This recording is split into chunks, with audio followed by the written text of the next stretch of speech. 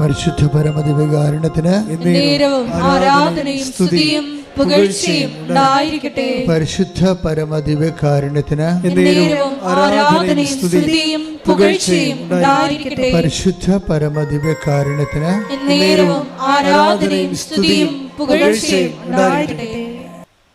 നമ്മുടെ ഉടമ്പടിയിലെ ഒത്തിരിയേറെ വിശ്വാസപ്രയോഗ തിരുവസ്തുക്കളുണ്ട്.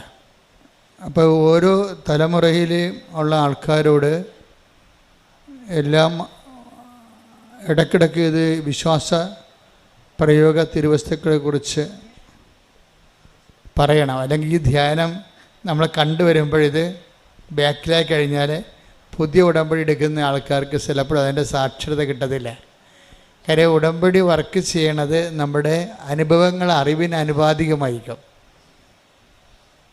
അനുഭവങ്ങൾ എപ്പോഴും അറിവിന് ആനുപാതികമായിരിക്കും. എന്തുമാത്രം അറിവ് ആ വിഷയത്തിലുണ്ട് അത്രയും അനുഭവങ്ങളാണ് ഉള്ളത്. നിങ്ങൾക്ക് 30% നോളജാണ് ഒരു സബ്ജക്റ്റിലെ ഉടമ്പടി വിഷയത്തിലുണ്ടെങ്കിൽ നിങ്ങളുടെ എക്സ്പീരിയൻസും 30% ആയിരിക്കും. ഇപ്പം ഞങ്ങളെപ്പോലുള്ള ഈ സ്പിരിച്വൽ എൻജിനീയേഴ്സ് എന്ന് പറയുന്ന ആൾക്കാർ നോക്കുന്നത് നിങ്ങളുടെ അറിവിൻ്റെ നിലവാരം വർദ്ധിപ്പിക്കാനുള്ള സാധ്യതയാണ് നോക്കുന്നത്. അപ്പോൾ നിങ്ങളുടെ അറിവിൻ്റെ നിലവാരം വർദ്ധിപ്പിക്കാൻ വേണ്ടി ഞങ്ങൾ പലപ്പോഴും ഉപയോഗിക്കുന്നത് നേരത്തെ വിശ്വാസപ്രയോഗം നടത്തി വിജയിച്ച ആൾക്കാരുടെ സാക്ഷ്യങ്ങളാണ്. നേരത്തെ വിശ്വാസപ്രയോഗം നടത്തി വിജയിച്ച ആൾക്കാരുടെ സാക്ഷ്യങ്ങൾ ഞങ്ങളത് പറഞ്ഞിട്ട് നിങ്ങളോട് പറയും, നിങ്ങൾ പോയി അതുകൂടി കാണാൻ പറയും. ഇപ്പോൾ ഈ പ്രാവശ്യത്തെ കുറേ സാക്ഷ്യങ്ങൾ അങ്ങനെ നല്ലത് വന്നിട്ടുണ്ട്. നല്ലതല്ല, എല്ലാ സാക്ഷ്യങ്ങളും ഗംഭീര സാക്ഷ്യങ്ങളാണ്. കാര്യം ഈ സാക്ഷ്യങ്ങളിലാണ് ഈ ശുശ്രൂഷ നിലനിൽക്കുന്നത്. കാര്യം സാക്ഷ്യങ്ങൾ എന്തിൻ്റെ സാക്ഷ്യങ്ങളാണ് അത് നിങ്ങളറിയണം. ഇപ്പം നിങ്ങളുടെ ഓരോ ജീവിതത്തിൻ്റെ പ്രശ്നങ്ങൾ പരിഹരിക്കപ്പെടുന്നു എന്നുള്ളത് അത് നിങ്ങളുടെ ഒരു ആധ്യാത്മിക അനുഭവമാണ്. പക്ഷേ ബേസിക് അൾട്ടിമേറ്റ് അതെന്തിൻ്റെ സാക്ഷ്യമാണ്? കൃപാസന അൾത്താരെ ജീവനോടെ അമ്മ പ്രത്യക്ഷപ്പെട്ടതിൻ്റെ സാക്ഷ്യമാണ്. അപ്പോൾ നിങ്ങൾ സാക്ഷ്യം പറയുമ്പോൾ ആരുടെ സാക്ഷിയാണ് നിങ്ങൾ? അമ്മയുടെ പ്രത്യക്ഷീകരണത്തിന് ജോസഫച്ചനെ പോലെ ഞങ്ങളും സാക്ഷികളാണ്. അതാണ് സംഭവം. അപ്പോൾ സാക്ഷ്യം പറയുന്നവരെപ്പോഴും മനസ്സിൽ വിചാരിക്കേണ്ടത് നിങ്ങളുടെ ജപ്തി മാറണമേ, പറമ്പ് വിറ്റ് മാറണമേ, കടങ്ങൾ മാറണമേ എന്നല്ല പ്രാർത്ഥിക്കേണ്ടത്. നിങ്ങൾ പ്രാർത്ഥിക്കേണ്ടത് എന്താണ്? അമ്മയുടെ പ്രത്യക്ഷീകരണത്തിന് സാക്ഷിയാക്കി എൻ്റെ കുടുംബത്തെ മാറ്റണമേ. അതാണ് സിമ്പിളാണ്. അത് അല്ല വേറെ നിങ്ങൾ അണ്ടേക്കൊണ്ടേ വളം വെക്കരുത്. ആ റൂട്ടിനാണ് വളം അപ്ലൈ ചെയ്യേണ്ടത്. എന്താ പ്രാർത്ഥിക്കേണ്ടത്? അമ്മയുടെ പ്രത്യക്ഷീകരണത്തിന്റെ സാക്ഷിയായി എൻ്റെ കുടുംബത്തെ മാറ്റണമേ. എന്താ കാര്യം വെച്ച് കഴിഞ്ഞാൽ നിങ്ങൾക്ക് ഉടമ്പടി എടുത്ത വ്യക്തിയോടാണ് ദൈവം കമ്മ്യൂണിക്കേറ്റ് ചെയ്യണത്. പക്ഷെ നിങ്ങളൊരു ഫാമിലി ആയത് കാരണം നിങ്ങൾക്ക് കിട്ടുന്ന അനുഗ്രഹം ഓട്ടോമാറ്റിക്കായിട്ട് ഫാമിലിക്ക് മൊത്തം കിട്ടും, ഇല്ലേ? അപ്പം നിങ്ങൾ വഴിയായിരിക്കും നിങ്ങളുടെ ഭർത്താവോ ഭാര്യയോ മക്കളോ ഒക്കെ പ്രത്യക്ഷീകരണത്തിലേക്ക് ആകർഷിക്കപ്പെടുന്നത്. നിങ്ങൾ വഴിയായിരിക്കും മറ്റുള്ളവരോടത് മാതാവ് പ്രത്യക്ഷപ്പെട്ടു, ദുരന്തമുണ്ടാകാൻ പോണ പ്രാർത്ഥിക്കണമെന്ന് പറഞ്ഞു. അതുകൊണ്ട് നമ്മൾക്ക് ഈ പ്രാർത്ഥന മറ്റുള്ളവരോടും പറയണം. ഈ പ്രാർത്ഥന ആണ് പ്രചരിപ്പിക്കണം. ശരിക്കും പറഞ്ഞാൽ നമ്മുടെ റാലിയൊക്കെ നടത്തുന്നത് എന്തിനു വേണ്ടിയാണ്? ആ 3 ലക്ഷം പേരിലേക്ക് പ്രത്യക്ഷീകരണം പ്രചരിപ്പിക്കുക. അച്ഛനെ ഇപ്പോൾ എല്ലാ രാജ്യങ്ങളിലും പോയി ധ്യാനം നടത്തുന്നുണ്ട്. ഇപ്പോൾ അടുത്തത് സൗദി അറേബ്യയിലാണ്, പിന്നെ ഓസ്ട്രേലിയയിൽ, അങ്ങനെ ഓരോ സ്ഥലങ്ങളിലും. അവിടേക്ക് എന്താ ഇങ്ങനെ പോണതിൻ്റെ കാര്യം? എല്ലാ രാജ്യങ്ങളിലും ഉള്ളവർ പ്രത്യക്ഷീകരണത്തെക്കുറിച്ച് അറിയണം. കാര്യം മലയാള ലോകത്തോടാണ് നമ്മൾ സംവേദിക്കുന്നത്. പക്ഷെ മലയാള ലോകം വളരെ പ്രൊഫൗണ്ടാണ് ഇപ്പോഴ്. പണ്ടത്തെ മലയാള ലോകമല്ല. Almost everybody knows English. They are living among the white people. നമ്മുടെ ജനങ്ങളെല്ലാം വെള്ളക്കാരുടെയും മറ്റ് രാജ്യങ്ങളുടെ കൂടെ താമസിക്കുകയാണ്. സോ നമ്മുടെ ജനങ്ങളെ മാത്രം ഇവാഞ്ചലൈസ് ചെയ്ത് കഴിഞ്ഞാൽ ലോകത്തെ നമുക്ക് ഇവാഞ്ചലൈസ് ചെയ്യാൻ പറ്റുന്ന രീതിയിൽ ദൈവം മലയാളിയെ വളർത്തിയിട്ടുണ്ട്. കൈയടിച്ച് സ്തുതിക്കട്ടെ. ഹല്ലേലൂയ, ഹല്ലേലൂയ, ഹല്ലേലൂയ, ഹല്ലേലൂയ. യേശുവേ നന്ദി. ഹല്ലേലൂയ, ഹല്ലേലൂയ, ഹല്ലേലൂയ. ലോകത്തിന്റെ അതിർത്തികൾ വരെയും സുവിശേഷം പ്രഘോഷിക്കുവാൻ ഞങ്ങളെ നീ തിരഞ്ഞെടുത്ത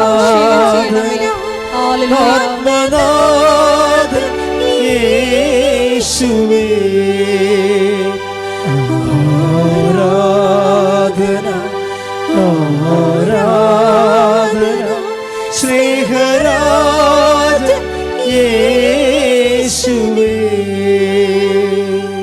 ഉടമ്പടിയുടെ ഭാഗമാകുന്ന അല്ലെങ്കിൽ ഉടമ്പടിയുടെ ഭാഗമാകാൻ വേണ്ടി ദൈവം പ്രത്യേക ദൈവവിളി, അതൊരു വിളിയാണ്. അപ്പം നിങ്ങൾക്ക് രോഗമുണ്ട് എന്നല്ല പറയേണ്ടത്, നിങ്ങൾക്ക് ദൈവമായിട്ട് ഉടമ്പടി ചെയ്യാനുള്ള ദൈവവിളി ഉണ്ടെന്നാണ് പറയേണ്ടത്. You got the point. മനസ്സിലായില്ലേ? നിങ്ങൾക്ക് രോഗമുണ്ടെന്നൊന്നും പറഞ്ഞേക്കരുത്. നിങ്ങൾക്ക് അതിൻ്റെ ബേസിൽ നിങ്ങൾക്ക് ജോലിയില്ല എന്ന് നെഗറ്റീവായിട്ടല്ല പറയേണ്ടത്. നിങ്ങൾക്ക് ഈ ഒരു ഇല്ലായ്മ വെച്ചുകൊണ്ട് ദൈവമായിട്ട് ഉടമ്പടി ചെയ്യാനുള്ള ഒരു യോഗ്യതയുണ്ട്. ശ്രുതികട ഹല്ലേലൂയ. ഹല്ലേലൂയ ഹല്ലേലൂയ ഹല്ലേലൂയ ഞങ്ങളുടെ ബലഹീനതകൾ പോരായ്മകളെല്ലാം ഉടമ്പടിക്കുള്ള യോഗ്യതകളാണെന്ന് വെളിപ്പെടുത്തുന്നത്. ഹല്ലേലൂയ യേശുവേ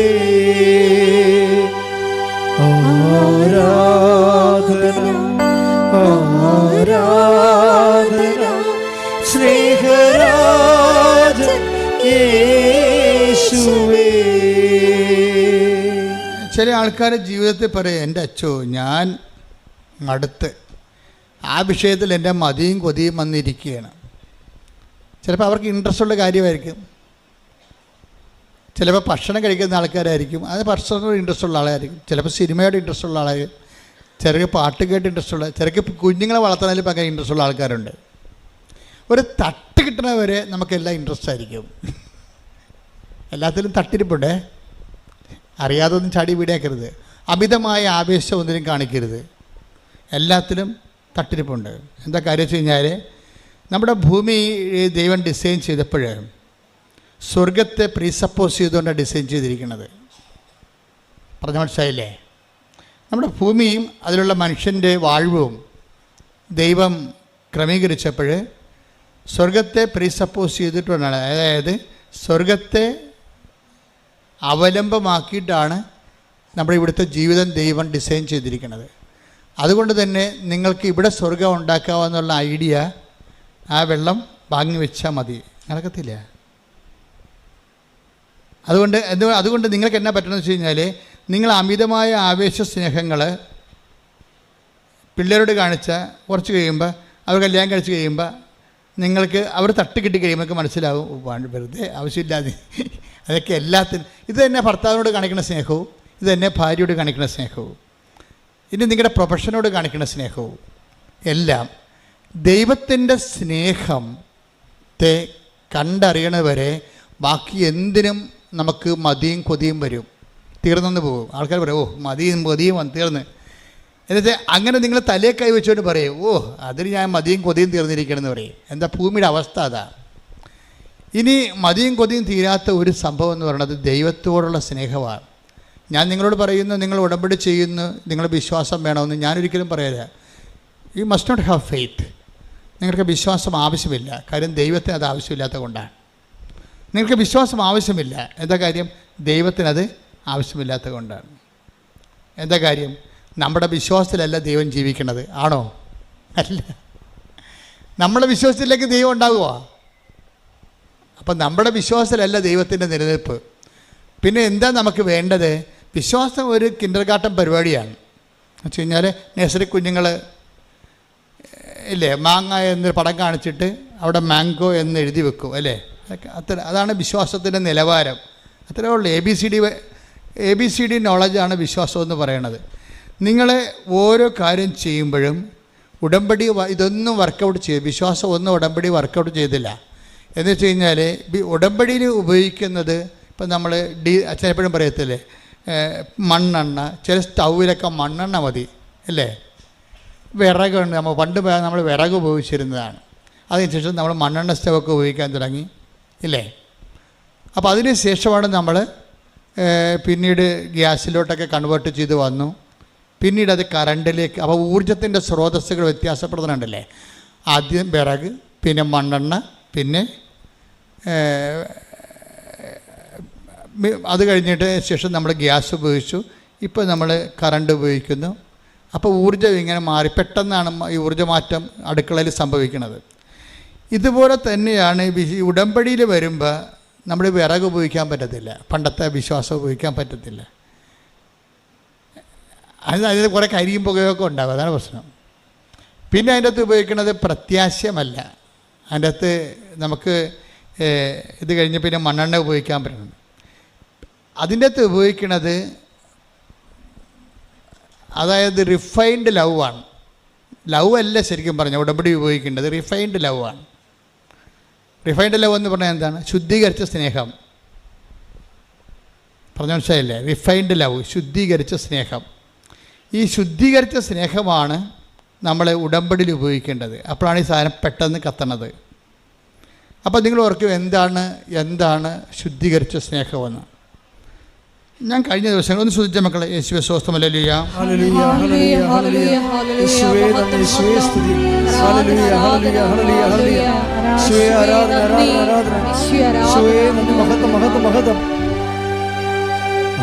ആരാധന, ആരാധന, ആത്മനാഥൻ യേശുവേ. എന്താണ് ശുദ്ധീകരിച്ച സ്നേഹമെന്ന് അറിയണമെങ്കിൽ നിങ്ങൾ സങ്കീർത്തനം 143:10 എടുത്തേ. അങ്ങയുടെ ഹിതം അനുവർത്തിക്കാൻ, ഏറ്റു പറഞ്ഞ അങ്ങയുടെ ഹിതം അനുവർത്തിക്കാൻ എന്നെ പഠിപ്പിക്കണമേ. എന്തെന്നാൽ അവിടുന്നാണ് എന്റെ ദൈവം. അങ്ങയുടെ നല്ല ആത്മാവ് എന്നെ നിരപ്പുള്ള വഴിയിലൂടെ നയിക്കട്ടെ. അപ്പോൾ അതാണ് റിഫൈൻഡ് ലവ് എന്ന് പറയുന്നത്. ഇത് പതുക്കെ നമ്മൾ അതിലേക്ക് എത്തിച്ചേരണം. റിഫൈൻഡ് ലവ് എന്ന് പറയുമ്പോൾ അതിൻ്റെ അകത്ത് സ്റ്റെയിൻ ഉണ്ടാകത്തില്ല. ഇപ്പോൾ നമുക്കറിയാം, ഡീസൽ റിഫൈൻ ചെയ്ത് കഴിഞ്ഞാൽ നമുക്ക് എന്നാ കിട്ടണത്? പെട്രോൾ. അപ്പോൾ അതിൻ്റെ കുറച്ച് സാധനങ്ങൾ റിഫൈൻഡ് കഴിയുമ്പോൾ കുറച്ച് അതിൽ നിന്ന് പോകുന്ന കുറച്ചധികം താറ് പോലെയുള്ള സാധനങ്ങൾ അതിൽ നിന്ന് പോകും. വെള്ളം ശുദ്ധീകരിക്കും, എണ്ണ ശുദ്ധീകരിക്കും. അപ്പോൾ കുറച്ച് സോപ്പ് ഉണ്ടാക്കുന്നതും ഡിറ്റർജൻറ്റൊക്കെ ഉണ്ടാക്കുന്നതും അതിന് നമ്മൾ ബൈ പ്രോഡക്റ്റുകളെന്ന് പറയും. ഈ ബൈ പ്രോഡക്റ്റുകളെല്ലാം ഡീസലിലുള്ളത് കൊണ്ടാണ് അത് നമ്മൾ ലോറിയിലെ വില ഉപയോഗിക്കും. സൊഫിസ്റ്റിക്കേറ്റഡ് കാറിൽ BMW ഉപയോഗിക്കത്തില്ല. അങ്ങനെ ചില കാറുകൾ അതിനുവേണ്ടി മാത്രം ഡിസൈൻ ചെയ്യേണ്ടതുണ്ടെങ്കിലും, പക്ഷേ ഇനി വിമാനം വരുമ്പോൾ വീണ്ടും മാറും. എന്താണ്? ഈ പെട്രോൾ പോലും അതിൻ്റെ അകത്തുകൊണ്ട് കുറച്ച് താറും കാര്യങ്ങളൊക്കെ അതിങ്ങനെ കാണുമ്പോൾ കണ്ണീര് പോലെ ഇരിക്കുമെന്നുണ്ടെങ്കിലും അതിൻ്റെ അകത്തും സ്റ്റെയിനുണ്ട്, ചേരുവകകളുണ്ട്. അതുകൊണ്ട് അത് വീണ്ടും റിഫൈൻ ചെയ്തിട്ടാണ് നമ്മൾ ഏവിയേഷൻ ഓയിൽ ഉണ്ടാക്കുന്നത്.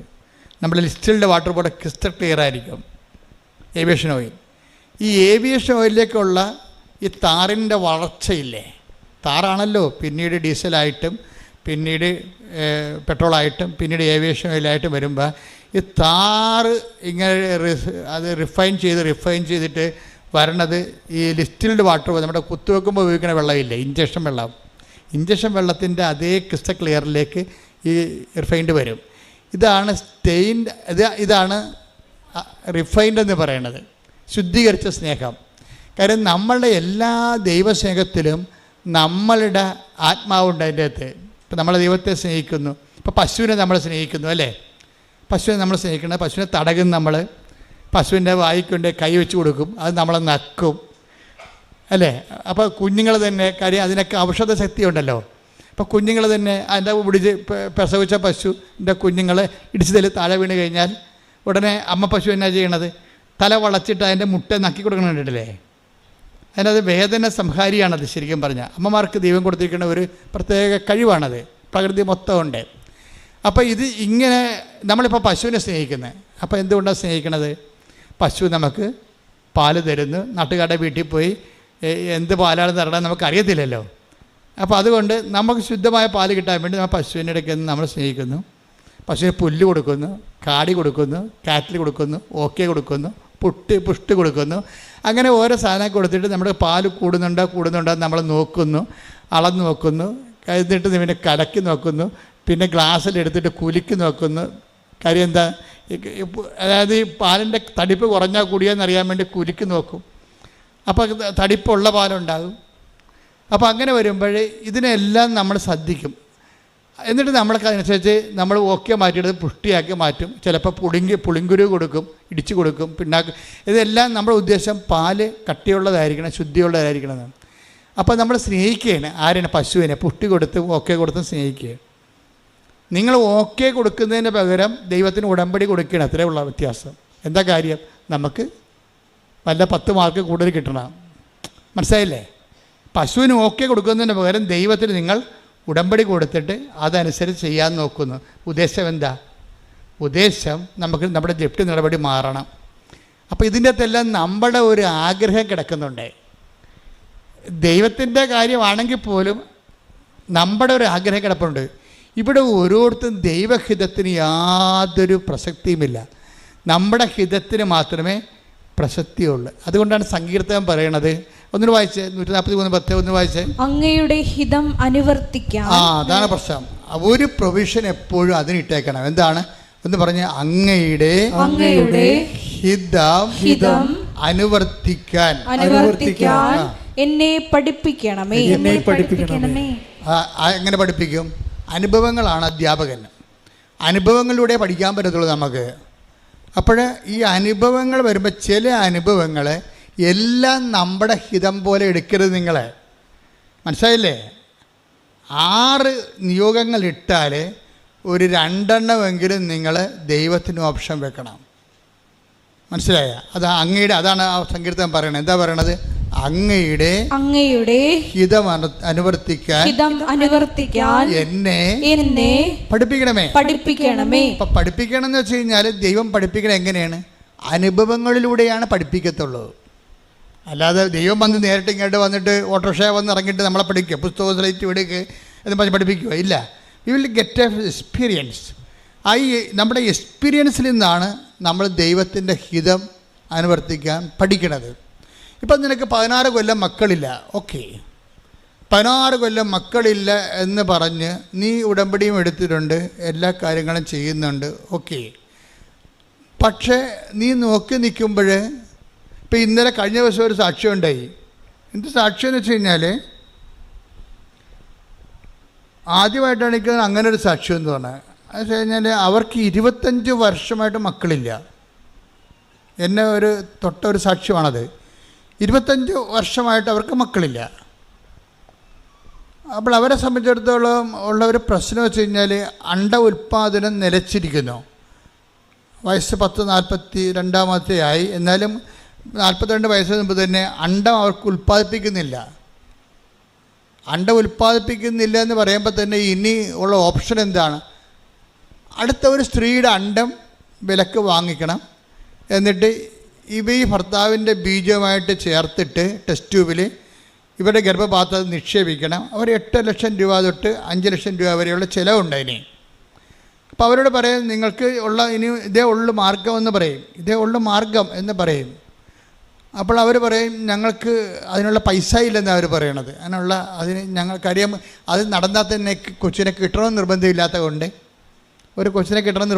കൊണ്ട് അവർ ശാസ്ത്രമാണെന്ന് പറഞ്ഞാലും ശാസ്ത്രത്തിൻ്റെ അകത്തും നമ്മുടെ പകുതി മാത്രമേ നമുക്ക് ഉറപ്പുള്ളൂ. അതുകൊണ്ട് അവർ പറയും അത്രയും പൈസ മുടക്കാനില്ല. അപ്പോൾ ഞങ്ങൾ ആ കൊച്ചിനെ കിട്ടുക എന്നുള്ള ആ ഒരു ചാപ്റ്റർ അവരങ്ങോട്ട് ആ പുസ്തകം അടച്ചു വെക്കും, ചാപ്റ്റർ ക്ലോസ് ചെയ്യും. അപ്പോൾ കൊച്ചിനെ കിട്ടുക എന്നുള്ള അങ്ങനെ 22 വർഷമായി, 23 ആയി, 24 ആയി, 25 വർഷമായിട്ട് മക്കളില്ല. അത് ജീവിക്കുമ്പോൾ അവർക്ക് പെട്ടെന്ന് കൃപാസനത്തെക്കുറിച്ച് ആരോ വന്ന് അവരോട് പറയും, കൃപാസനത്തിൽ ഇങ്ങനെ മാതാവ് കുറേ അത്ഭുതങ്ങൾ ചെയ്യുന്നുണ്ട്. അത്രയേ ഉള്ളൂ. ഫസ്റ്റ് ന്യൂസ് അതാണ്.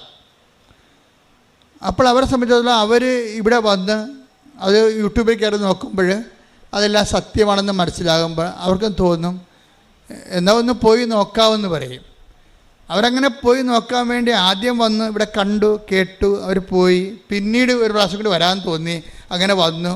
അവർ ഉടമ്പടി എടുത്തതിന് ശേഷം ഇവർ ചെയ്തുകൊണ്ടിരുന്നത്, ഇവർ ഉടമ്പടി തൈലം എടുത്തിട്ട് എപ്പോഴും വയറ്റെ പുരട്ടിക്കൊണ്ടിരിക്കും. വയറ്റെ പുരട്ടി ആ 1 മാസം പുരട്ടി കഴിഞ്ഞപ്പോൾ തന്നെ അവർ പ്രഗ്നൻ്റായി. അപ്പോൾ എല്ലാവരും പറഞ്ഞ്, ഡോക്ടറും പറഞ്ഞു ഇത് ഭയങ്കര പ്രയാസം, ഇത് കൊച്ചിനെ കിട്ടുമെന്ന് അറിയത്തില്ല. അപ്പോൾ ഈ അമ്മ മാത്രം ഉറപ്പിച്ച് നിൽക്കും. എന്താ കാര്യം?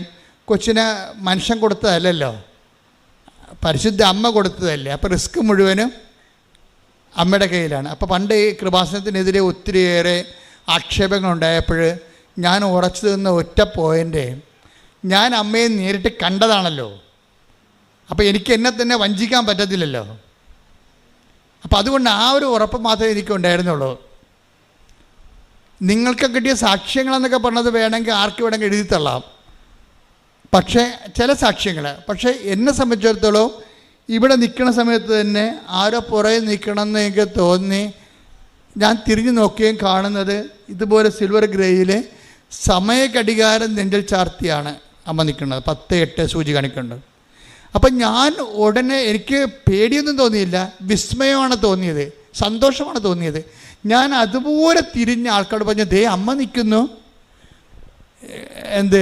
കയ്യിൽ നെഞ്ചത്ത് എന്തോ ക്രോക്കിരിപ്പുണ്ട്, 10:08 സൂചി കാണിക്കുന്നുണ്ട്. ഈ 10:08 എന്നൊക്കെ ഞാനിങ്ങനെ കണ്ണട വെച്ച് നോക്കിയതൊന്നുമല്ല. ഒറ്റ ലുക്കിൽ അതിൻ്റെ മുഴുവൻ ജ്ഞാനം ദൈവം എൻ്റെ ഹൃദയത്തിലേക്ക് തന്നതാണ്. അമ്മ ചുണ്ടുകൊണ്ടിങ്ങനെ സ്വരത്തിൽ പറഞ്ഞതൊന്നുമല്ല. ഞാനിങ്ങോട്ട് തിരികെ ജനങ്ങളോട് പറയണത് മുഴുവനും എന്തോ ദുരന്തമുണ്ടാകാൻ പോകുന്നു, പ്രാർത്ഥിക്കണമെന്നാണ്. അമ്മ സ്വരത്തിൽ പറഞ്ഞ അല്ലത്. അമ്മ നിൽക്കണതിൻ്റെ ആ ഒരു ഒറ്റ ഗ്ലാൻസിൽ തന്നെ എനിക്ക് അത് എൻ്റെ മനസ്സിൽ തർജ്ജമ ചെയ്ത് കിട്ടിയതാണ്. സെക്കൻഡുകൾക്ക് ഒരു സെക്കൻഡിൻ്റെ 1000-1 അംശത്തിൻ്റെ ആ സമയ ചുരുക്കത്തിലാണ് ഇത്രയും കാര്യങ്ങൾ സംഭവിക്കണത്. ഞാൻ ആൾക്കോട് പറയണത് എന്തോ ദുരന്തമുണ്ടാകാൻ പോണ്, പ്രാർത്ഥിക്കണം. ഇപ്പോൾ ഇന്ന് യേശുദാസൻ എന്താ പറഞ്ഞത്? കാന്തിക വലയത്തിൻ്റെ പ്രത്യേകത കാരണം ഭൂമിയുടെ അച്ചുതണ്ട് എന്ന് പറയുന്ന ആ സാങ്കല്പിക സംഭവം തിരിഞ്ഞിരിക്കുകയാണ്. 23 37 മാറിയെന്ന് പറയുമ്പോൾ ഭൂമിയിൽ ചൂട് കൂടിയെന്ന അർത്ഥം, ചൂട് കൂടി. അപ്പോൾ ഇനി നിലച്ചരിയാ സമയത്ത് വെള്ളം ആവിയായി മേലോട്ട് പോവുകയും പൊത്തോന്ന് പറഞ്ഞ് മഴയായി നമ്മുടെ തലയെ വന്ന് വീഴുകയും ചെയ്യും, പ്രളയം ഉണ്ടാകുകയും ചെയ്യും. ഓൾറെഡി നമ്മൾ 2 പ്രളയം കഴിഞ്ഞതിനുള്ളിൽ അമ്മ പ്രത്യക്ഷപ്പെട്ടതിന് ശേഷം. അപ്പോഴങ്ങനെ വരുമ്പോൾ ദുരന്തങ്ങൾ ഇങ്ങനെ വന്നുകൊണ്ടിരിക്കുകയാണ്, ഓരോ സംഭവങ്ങളും. കഴിഞ്ഞ ദിവസങ്ങളിൽ ഞാനൊരു ക്യാപ്റ്റൻ വർഗീസ് മാത്യുവിനെ കണ്ടു. അപ്പം അദ്ദേഹത്തിൻ്റെ ഒരു സബ്ജക്റ്റ് എന്ന് പറയണത്, അതിന് സബ്ജക്റ്റ് അത് നേവിയിലെ ഒരു ഉദ്യോഗസ്ഥനാണ്, കപ്പലിൽ ജോലി ചെയ്യുന്ന ഇന്ത്യൻ നേവിയുടെ ഒരു ഓഫീസറാണ്, ഉയർന്ന ഓഫീസറാണ്. അപ്പം അദ്ദേഹം ഉടമ്പടി എടുത്തിട്ടുണ്ട്, അമ്മ എടുത്തിട്ടുണ്ട്, അദ്ദേഹത്തിൻ്റെ പ്രായമായ അമ്മ എടുത്തിട്ടുണ്ട്, അപ്പനെടുത്തിട്ടുണ്ട്. അപ്പോൾ ഒരു ഉടമ്പടി ഫാമിലിയാണ്. അപ്പോൾ അദ്ദേഹം കഴിഞ്ഞ ദിവസം എന്നെ കാണാമെന്ന് പറഞ്ഞു, ഞാനൊരു പുതിയ പ്രോജക്റ്റിലേക്ക് പോവുകയാണ്, ഒരു PhD പ്രോജക്റ്റിലോട്ട് പോവുകയാണ്. സബ്ജക്റ്റ് എന്ന് പറയണത് നാഷണൽ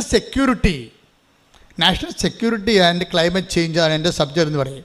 ക്ലൈമറ്റ് ചേഞ്ച് എന്ന് വെച്ച് കഴിഞ്ഞാൽ കാലാവസ്ഥ വ്യതിയാനവും ദേശീയ സുരക്ഷയുമാണ് എൻ്റെ സബ്ജക്റ്റ് എന്ന്.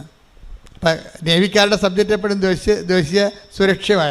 അപ്പം ഞാൻ സാറിനോട് ചോദിച്ചേ, ഇതെങ്ങനെയാണ് ഈ കാലാവസ്ഥ വ്യതിയാനവും ദേശീയ സുരക്ഷയുമായിട്ട് ബന്ധപ്പെടുത്തണമെന്ന് ചോദിച്ചത്. അപ്പോൾ പുള്ളിക്കാരൻ പറയണം, ഇപ്പോൾ കാലാവസ്ഥ വ്യതിയാനം എന്ന് പറയുമ്പോൾ ചൈനയുടെ കപ്പൽ പണ്ട് നമ്മുടെ ഇന്ത്യൻ സമുദ്രത്തിൽ കൂടിയാണ് പോയിക്കൊണ്ടിരുന്നത്.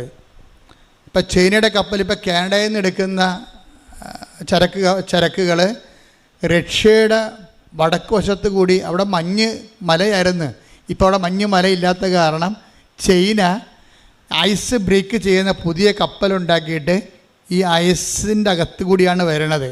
ഐസിൻ്റെ പണ്ടത്തെ കട്ടിയും മലയൊന്നും ഇല്ല. ടൈറ്റാനിക്കിനൊക്കെ ഇടിച്ചത് കറുത്ത അറ്റ്ലാന്റിക്കിലെ മഞ്ഞ് കട്ടമൊന്നും കടലിലില്ല. കടലിങ്ങനെ വെള്ളം പോലെ ആയിപ്പോയി. ദാറ്റ് മീൻസ് ഭൂമിക്ക് നല്ലവണ്ണം പനി വരുന്നുണ്ട്. ടെമ്പറേച്ചർ ഭൂമിയുടേത് 15 ആയിരുന്നു, ഇപ്പോൾ 17 ആയെന്ന് പറഞ്ഞു. അപ്പോൾ 15-17 ആയെന്ന് എങ്ങനെയായതാണ്? പണ്ട് 200 കൊല്ലം കൊണ്ട് 1.1 ടെമ്പറേച്ചർ കൂടിയത്. അതിന്ന് 20 കൊല്ലം കൊണ്ട് 2 പോയിൻ്റ് കൂടിയിരിക്കുകയാണ്.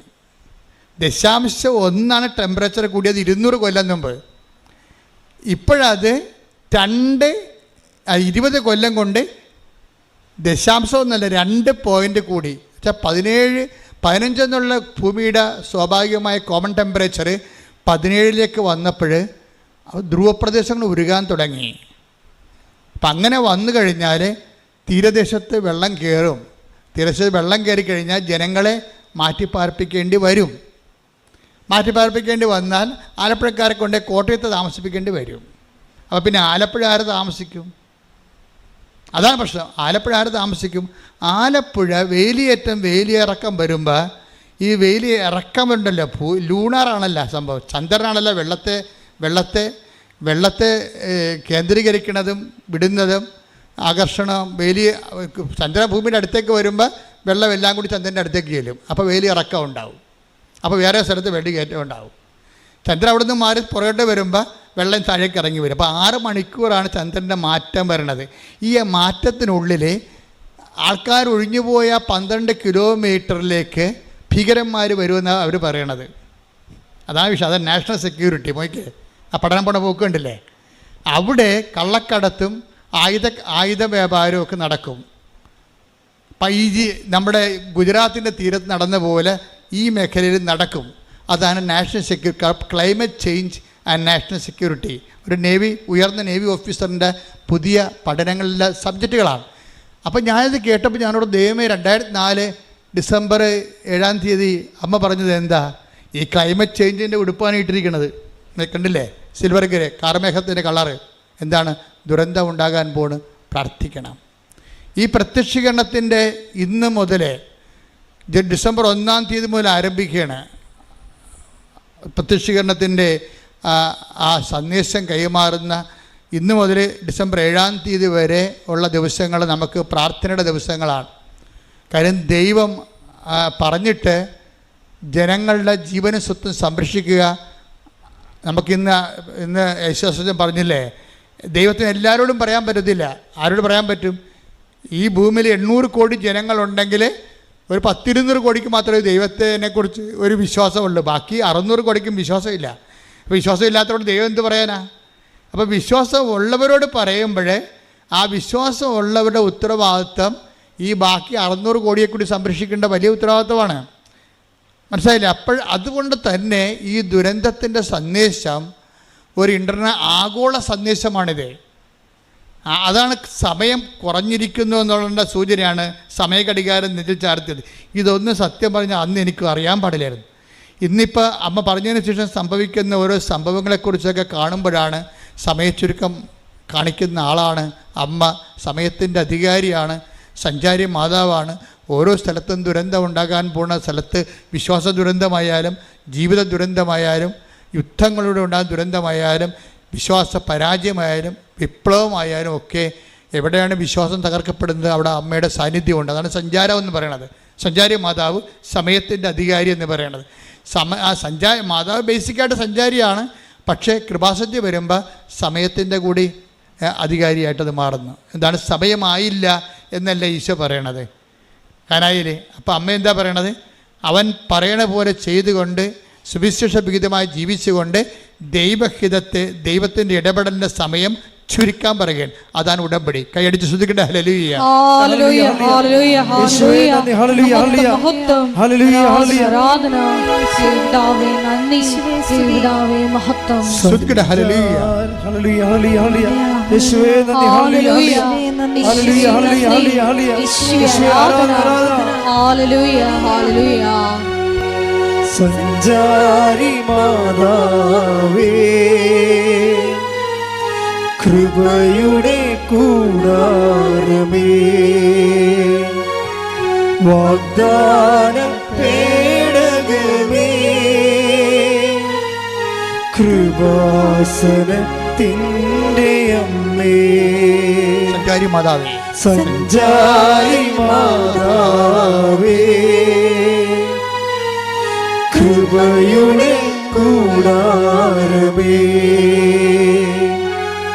വാഗ്ദാന പേടകമേ, കൃപാസനത്തിൻ്റെ അമ്മേ. പരിശുദ്ധ പരമദിവ്യകാരുണ്യത്തിന് നേരവും ആരാധനയും സ്തുതിയും പുകഴ്ചയും ഉണ്ടായിരിക്കട്ടെ. പരിശുദ്ധ പരമദിവ്യകാരുണ്യത്തിന് നേരവും ആരാധനയും സ്തുതിയും പുകഴ്ചയും ഉണ്ടായിരിക്കട്ടെ. പരിശുദ്ധ പരമദിവ്യകാരുണ്യത്തിന് നേരവും ആരാധനയും സ്തുതിയും പുകഴ്ചയും ഉണ്ടായിരിക്കട്ടെ. ഞാനീ പറഞ്ഞത് കേട്ട് റിയൽ എസ്റ്റേറ്റുകാരെ സ്ഥലം എടുക്കാൻ വേണ്ടി കടപ്പുറത്ത് വരരുത് കേട്ടോ, ഓടിച്ചിടുവേ. ഇത് വർഷങ്ങൾക്ക് ശേഷം സംഭവിക്കുന്ന വിഷയങ്ങളാണ്. അല്ല, നിങ്ങൾ ആരും ഇത് കണ്ടിട്ട് ഇപ്പം തന്നെ വന്ന് കടപ്പുറത്ത് സ്ഥലം എടുത്തേക്കാന്ന് വിചാരിക്കരുത്. പാവത്തങ്ങളോട് സമാധാനം ജീവിക്കട്ടെ. ഈ തലമുറയിലും അടുത്ത തലമുറയിലും ഈ പ്രശ്നങ്ങളൊന്നുമില്ല. പതുക്കെ ഉണ്ടാകുന്ന ചില വിഷയങ്ങളെക്കുറിച്ച് ഗവൺമെൻറ് പഠിക്കുന്നു എന്നുള്ളതാണ് സൂചന. പക്ഷേ നമ്മുടെ സബ്ജക്റ്റ് എന്താണ്? അമ്മ ഇതിക്ക് മുമ്പ് നേരത്തെ പറഞ്ഞിരിക്കുന്നു, നമുക്ക് പ്രാർത്ഥിക്കാൻ സമയമുണ്ട്. ഈ വിജയകുമാർ ചില സമയത്ത് പറയും, എന്താ അച്ഛാ നമ്മൾ കർത്താവിൻ്റെ കൂടെ നിന്നിട്ട് എന്താണ് all the problems are always in queue എന്ന് വിജയകുമാർ എന്നോട് ചോദിക്കും. എന്ന് വെച്ച് കഴിഞ്ഞാൽ എന്തുകൊണ്ടാണ് പ്രശ്നങ്ങൾ എപ്പോഴും ഇങ്ങനെ ക്യൂവിൽ നിൽക്കണമെന്ന് ചോദിക്കും. അപ്പം ഞാൻ പറഞ്ഞു, ഇപ്പം എന്നാ പറ്റി? ഇപ്പം ആ സ്ഥലം എടുത്തവൻ ഞാൻ എൻ്റെ സ്ഥലത്തിൻ്റെ അടുത്ത്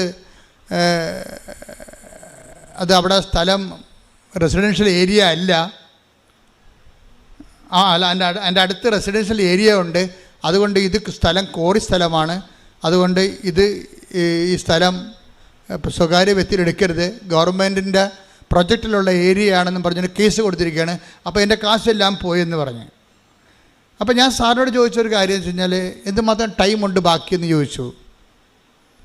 ആ കേസ് നിലവിൽ വരാൻ ഇത് നടപ്പിൽ വരാൻ എന്തുമാത്രം സമയമുണ്ടെന്ന് ചോദിച്ചു. അപ്പോൾ അദ്ദേഹം പറഞ്ഞു, സമയം കുറച്ചുണ്ട്. ഞാൻ പറഞ്ഞു, അപ്പോൾ ഇനി ആരാധനയ്ക്ക് അല്ലേ സമയം കുറച്ച് ബാക്കിയുണ്ടെന്ന് പറഞ്ഞു.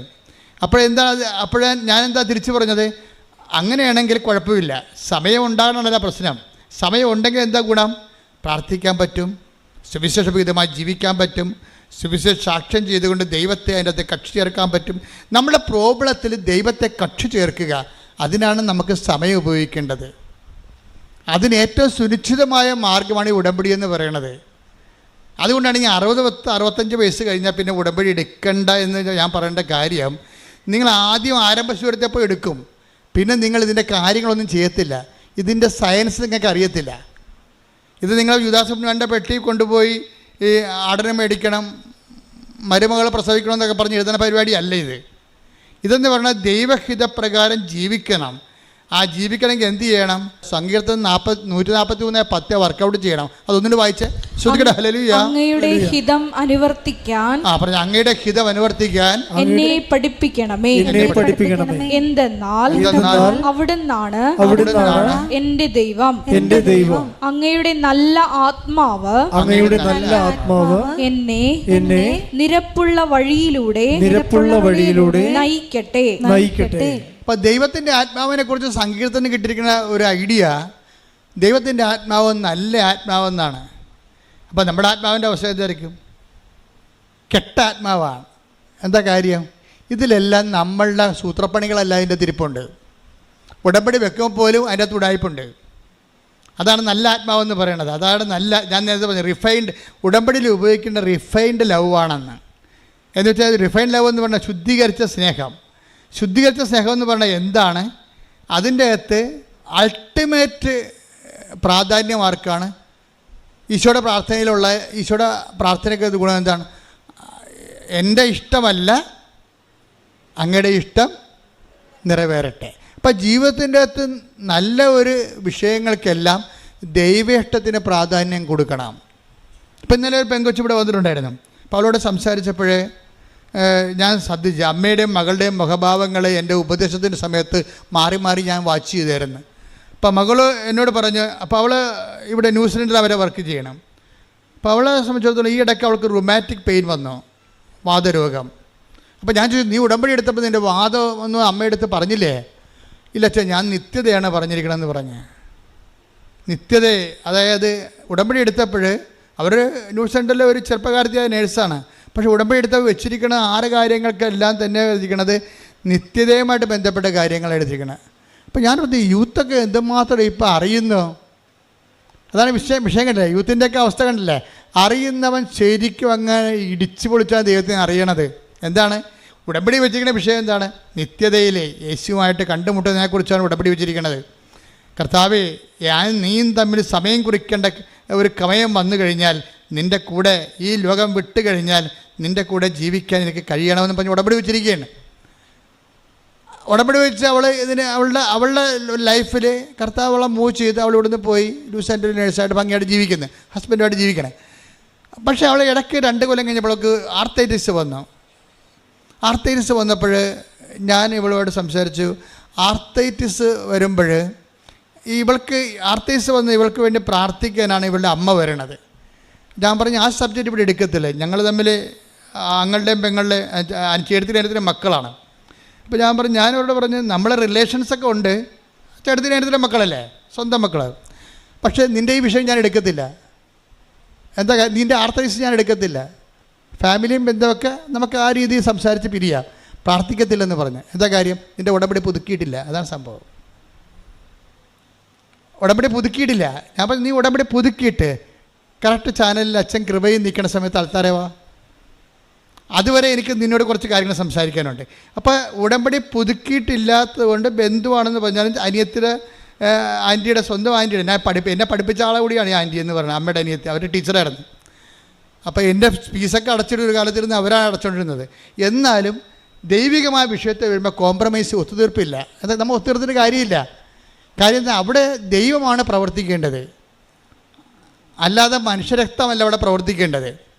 അപ്പോൾ ദൈവത്തെ പ്രവർത്തിക്കണമെന്നുണ്ടെങ്കിൽ അവർ ഫുൾ ആൻഡ് ഫുള്ളായിട്ട് കർത്താവിൻ്റെ പ്രവർത്തിക്കാൻ പറ്റിയൊരു ഉപകരണമായിട്ട് മാറണം. കർത്താവിന് പ്രവർത്തിക്കാൻ പറ്റിയ ഉപകരണമായിട്ട് മാറണം. അപ്പോൾ ഞാൻ കുഞ്ഞിനോട് പറഞ്ഞു, കുഞ്ഞിനിങ്ങനെ അവൾ ഇങ്ങനെ നിത്യത വെച്ച കാരണം എനിക്ക് ഇഷ്ടപ്പെട്ട കാര്യം ഞാൻ അവളോട് സംസാരിച്ചു. നീ ആർത്തൈസിൻ്റെ ഉള്ളിടത്തോളം കാലം ക്രിസ്തു നിൻ്റെ കൂടെ ഉണ്ടെന്ന് നീ കരുതണം. ആർത്തൈസ് നിൻ്റെ ശരീരത്തിൽ ഉള്ളിടത്തോളം കാലം ക്രിസ്തു നിൻ്റെ കൂടെ ഉണ്ടെന്ന് നീ കരുതണം. പിന്നെ പരിശുദ്ധാത്മാവ് എന്നെ വല്ലാതെ അങ്ങോട്ട് തൊട്ടിട്ട് പറഞ്ഞു, എനിക്കും ആർത്തൈസ് ഉണ്ടായിരുന്നു അവളോട് പറയാൻ പറഞ്ഞു. ഞാൻ പറഞ്ഞ് ക്രിസ്തുവിനും 3 മണിക്കൂർ ആർത്തൈസ് ഉണ്ടായിരുന്നെന്ന് പറഞ്ഞു. എന്താണ്? അവൻ്റെ വെള്ളം, അവൻ്റെ രക്തമെല്ലാം വാർന്നു പോയി കുരിശിൽ കിടന്നില്ലേ? 3 മണിക്കൂർ നേരം അവന് സ്റ്റിഫ്. ഈ ലേഡിക്ക് സ്റ്റിഫാണ്, അവൾക്ക് സ്റ്റിഫുണ്ട്. ചില സമയത്ത് 5 മിനിറ്റ് 10 മിനിറ്റൊക്കെ ഇങ്ങനെ സ്റ്റിഫായി പോകും.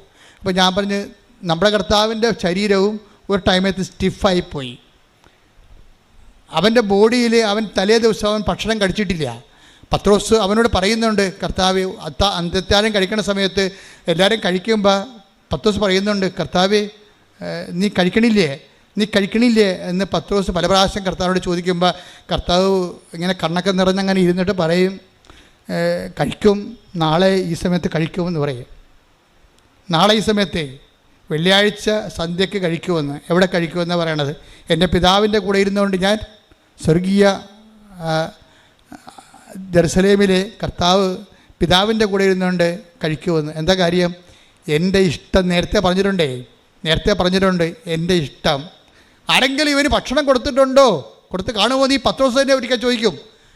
അപ്പം പറയും, കർത്താവ് പറയും, എൻ്റെ അപ്പൻ്റെ ഇഷ്ടം നിറവേറ്റുകയാണ് എൻ്റെ ആഹാരമെന്ന് പറയും. Take the bread of God. ശ്രദ്ധിക്കട്ടെ. ഹല്ലേലൂയ, ഹല്ലേലൂയ, ഹല്ലേലൂയ, ഹല്ലേലൂയ. യേശുവേ നന്ദി. ഹല്ലേലൂയ, ഹല്ലേലൂയ. ആരാധന, ആരാധന. യോഹന്നാൻ 4:34. യോഹന്നാൻ 4:34. യേശു പറഞ്ഞു, എന്നെ അയച്ചവന്റെ ഇഷ്ടം പ്രവർത്തിക്കുകയും അവന്റെ ജോലി പൂർത്തിയാക്കുകയുമാണ് എന്റെ ഭക്ഷണം. അപ്പൊ എന്താ ഉദ്ദേശിച്ചത്?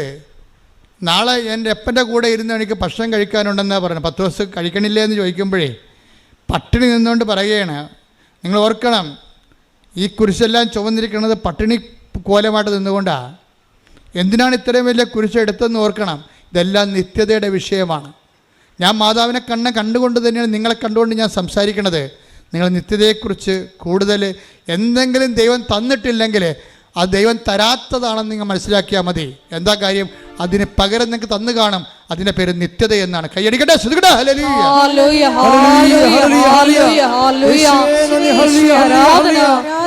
നിത്യത ഞങ്ങൾക്ക് അവകാശമാക്കുവാൻ നീ തന്ന എല്ലാ സഹനങ്ങൾക്കും നന്ദി പറയുന്നു. Hallelujah, hallelujah. നിത്യതയോടടുപ്പിക്കുന്ന എല്ലാ അനുഭവങ്ങൾക്കും നന്ദി. എന്നെ നല്ല ശിഷ്യനാക്കിയിടുന്ന എല്ലാ കുരിശുകൾക്കും നാഥാ നന്ദി. എന്നെ നിത്യതയോടടുപ്പിക്കുന്ന എല്ലാ അനുഭവങ്ങൾക്കും നന്ദി. എന്നെ നല്ല ശിക്ഷയാക്കിയിടുന്ന എല്ലാ കുരിശുകൾക്കും നാഥാ നന്ദി. എല്ലാ തോൽവികൾക്കും നാഥാ നന്ദി. നിന്റെ മുഖം കാണുവാൻ അതു നിമിത്തമായി എല്ലാ കണ്ണുനീരിനും സാന്നിധ്യമറിയാൻ ഇടയായി. എന്നെ നിത്യതയോടടുപ്പിക്കുന്ന എല്ലാ അനുഭവങ്ങൾക്കും നന്ദി. ആരെങ്കിലും അവന് ഭക്ഷണം കൊടുത്തിട്ടുണ്ടാകുമോ എന്ന് ചോദിക്കുമ്പോൾ 4:34 യോഹന്നാൻ്റെ സുവിശേഷത്തിൽ എന്താണ് ഈശോ പറയണത്? എൻ്റെ പിതാവിൻ്റെ ഇഷ്ടം നിറവേറ്റുകയും അവൻ ഏൽപ്പിച്ച ജോലി പൂർത്തിയാക്കുകയും ചെയ്യുകയാണ് എൻ്റെ ഭക്ഷണം. കുരിശാണ് എൻ്റെ ഭക്ഷണം എന്നാണ് ഈ പറയണത്. കാര്യം കുരിശിൽ അവസാനം പറഞ്ഞ വാക്ക് എന്താണ്? എല്ലാം പൂർത്തിയായി. എന്നുവെച്ചാൽ അത് തന്നെയാണ് എല്ലാം പൂർത്തിയായെന്ന് അവൻ പറയുമ്പോൾ അപ്പാ എന്നെ ഏൽപ്പിച്ച ജോലിയെല്ലാം പൂർത്തിയായി. ഈ ഭൂമി എന്തിനാണെന്ന് ഈശോയോട് ചോദിച്ചാൽ ഈശോ പറയും, ഈ ഭൂമി അപ്പാ ഏൽപ്പിച്ച ജോലി പൂർത്തിയാക്കാനാണെന്ന് പറയും. അതാണ് ഗെത്സെമനി മുട്ടുകുത്തുമ്പോൾ കർത്താവ് മുട്ടുകുത്തിയ സ്ഥലത്ത് മുട്ടുകുത്തിയവനാണ് ഞാൻ. കാര്യം ഞാൻ ഗെത്സെമനി ചെല്ലുമ്പോൾ കർത്താവിൻ്റെ ഗെത്സെമനിയിൽ പോയി. നിങ്ങളും ഗെത്സെമനി പോയി കാണും പലരും. പക്ഷെ ഞാൻ അവിടെ ഒരു സൂത്രപ്പടി കാണിച്ചു. ഞാൻ കുർബാന ചെല്ലുകയായിരുന്നു ഗെത്സെമനി നിന്നുകൊണ്ട്. അപ്പോൾ ഗെത്സെമനി കുർബാന ചെല്ലണ എൻ്റെ മുമ്പിലാണ് കർത്താവ് മുട്ടുകുത്തി ചോര വീർത്ത സ്ഥലം കിടക്കുന്നത്. അവിടെ പിച്ചള കൊണ്ട് വലിയ ഒരു പുൽക്കിരീടം ഉണ്ടാക്കി വെച്ചിട്ടുണ്ട്. അപ്പോൾ അവിടെ ഒരു പോലീസ് നിൽക്കുന്നുണ്ട്. അയാൾ അങ്ങോട്ട് നോക്കി നിൽക്കുന്ന സമയത്ത് എൻ്റെ കൂടെ ഉണ്ടായിരുന്ന ആൻ്റണി പയ്യപ്പള്ളി അച്ഛനാണ്. പയ്യപ്പള്ളി അച്ഛന് കുർബാന കൊടുത്തിട്ട് ആൾക്കാർക്ക് കുർബാന കൊടുക്കാൻ പറഞ്ഞു കുർബാന സ്വീകരണത്തിൻ്റെ സമയത്ത്. അപ്പോൾ അത് കൊടുത്തിട്ട് അച്ഛനെ മുമ്പോട്ട് കയറ്റി വിട്ട്, അല്ലെങ്കിൽ അച്ഛനും പ്രശ്നം ഉണ്ടാക്കുമെന്ന് എനിക്കറിയാം. ഞാൻ പതുക്കെ വന്നു വെച്ചും ഞാൻ ഒരു നിമിഷം കർത്താവെ സോറി പറഞ്ഞുകൊണ്ട് ഞാൻ ഈ ഗെത്സെമനി കർത്താവ് മുട്ടുകുത്തിയ സ്ഥലത്ത് ഞാൻ എൻ്റെ മുട്ടുകുത്തിയിട്ട് താങ്ക്സ് ലോഡെന്ന് പറഞ്ഞേ, കർത്താവെ നന്ദി എന്ന്. ഈ ഭൂമിയെ രക്ഷിക്കാൻ വേണ്ടി അവസാനമായി നീ മുട്ടുകുത്തിയ സ്ഥലമാണിത്, ഇവിടെ വന്ന് മുട്ടുകുത്താൻ ഒത്തില്ല നന്ദി എന്ന്. അന്ന് നീ പറഞ്ഞൊരു വാക്കുണ്ട്. എന്താ പറഞ്ഞത്? 17:4 take the bread of God ശ്രുതികട ഹല്ലേലൂയ. യോഹന്നാൻ 17:4 അവിടുന്ന് എന്നെ ഏൽപ്പിച്ച ജോലി പൂർത്തിയാക്കിക്കൊണ്ട് ഭൂമിയിൽ അവിടുത്തെ ഞാൻ മഹത്വപ്പെടുത്തി. അതാണ് അവസാനം പറഞ്ഞ വാക്ക്, ഗെത്സെമനി പറയുന്ന വാക്ക്. എന്താണ്? ഞാൻ പൂർത്തിയാക്കാൻ പോണ അപ്പ കുരിശിലേക്ക് പോവുകയാണ്, എൻ്റെ ജോലി പൂർത്തിയാക്കാൻ പോവുകയാണ്. കുരിശ് മരിക്കണ മുമ്പ് തന്നെ മരിച്ചതിൻ്റെ മുഴുവൻ അക്കൗണ്ടിലേക്ക് ആദ്യമേ സമർപ്പിക്കും. എന്താ പറയണത്? പിന്നീട് ഈശോ പറയണത് പിറ്റേ ദിവസമാണ് പറയണത് ഇത് എല്ലാം പൂർത്തിയായെന്ന് പറയണത്. എൻ്റെ മക്കളെ, ദൈവം നമ്മുടെ ജീവിതത്തിൽ നിത്യതയുടെ അംശങ്ങൾ സൂക്ഷിച്ചിട്ടുണ്ട്. അത് നമ്മുടെ കേൾക്കപ്പെടാത്ത പ്രാർത്ഥനയാണെന്ന് ഓർക്കണം. പ്രാർത്ഥിച്ചിട്ടും മാറാത്ത ഒരു രോഗമാണെന്ന് ഓർക്കണം. പ്രാർത്ഥിച്ചിട്ടും നന്നാകാത്ത നിൻ്റെ ഹസ്ബൻഡാണെന്ന് ഓർക്കണം. പ്രാർത്ഥിച്ചിട്ടും കിട്ടാത്ത നിൻ്റെ കുഞ്ഞാണെന്ന് ഓർക്കണം. ആരും ദൈവത്തിൽ നിന്ന് കിട്ടിയതല്ല നമ്മൾ ഉയർത്താൻ പോണത്. എൻ്റെ ദൈവപൈതലെ, എന്നെ ഉയർത്താൻ പോണത് ദൈവത്തോട് ചോദിച്ചിട്ട് നമുക്ക് കിട്ടാത്തതാണ്. അതാണ് ദൈവത്തിൻ്റെ അതാണ് നമ്മുടെ ആഹാരം. അതാണ് പിതാവ് നമ്മളെ ഏൽപ്പിച്ച് ജോലി എന്ന് പറയുന്നത്. അതാണ് നമ്മളെക്കുറിച്ചുള്ള ദൈവഹിതമെന്ന് പറയുന്നത്. അത് പൂർത്തിയാക്കാൻ അവസരം കിട്ടുമ്പോൾ ചാടി ഉല്ലസിച്ചുകൊണ്ട് ക്രിസ്തുവിൻ്റെ കൂടെ നമുക്ക് ദൈവത്തെ മഹത്വപ്പെടുത്താനുള്ള ദൈവത്തിൻ്റെ അവസരം ഒരു ദൈവ വിളി പോലെ കിട്ടിയിരിക്കുന്നു എന്നുള്ളത് നമ്മൾ സന്തോഷിക്കണം. അതിൻ്റെ മുഴുവനും കൈയും കാലും വെച്ച രൂപമാണ് അമ്മ. അമ്മയും കുരിശിൻ്റെ ചുവട്ടിൽ നിൽക്കുമ്പോൾ എല്ലാം പൂർത്തിയാക്കിയിട്ടാണ് നിൽക്കുന്നത്. എന്താണ്? ബിഹോൾഡ് എന്ന് പറഞ്ഞതിന് ശേഷം ഇതാ കർത്താവിൻ്റെ ദാസി, നിൻ്റെ വചനം പോലെ എന്നിൽ പൂർത്തിയാകട്ടെ എന്നാണ്, എന്നിൽ നിറവേറട്ടെ എന്ന് വെച്ച് കഴിഞ്ഞാൽ എന്താണ്? എല്ലാം നിറവേറിയെന്നാണ് പറയണത് ഈശോ പറയണത്. അമ്മ പറയണത് എന്താണ്? നിൻ്റെ വചനം പോലെ എന്നിൽ നിറവേറട്ടെ, എല്ലാം പൂർത്തിയാകുന്ന ഈശോ പറയണത്. അമ്മ പറയണത് എന്താണ്? നിൻ്റെ വചനം പോലെ എന്നിൽ പൂർത്തിയാകട്ടെ.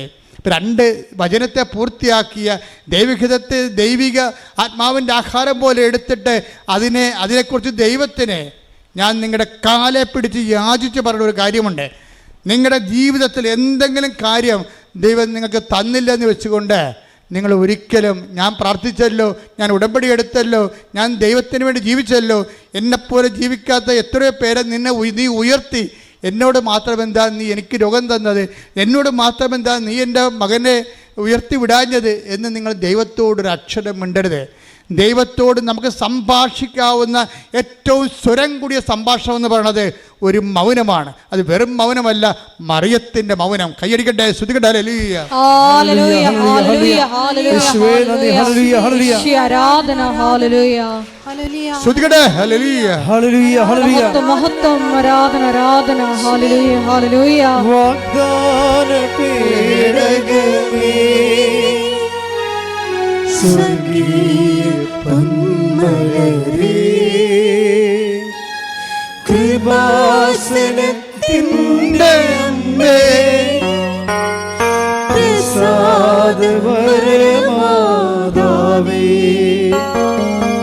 വാഗ്ദാന പേടകമേ, സ്വർഗീയ പൊന്മലരേ, കൃപാസനത്തിൻ്റെ അമ്മേ, പ്രസാദവരമാതാവേ.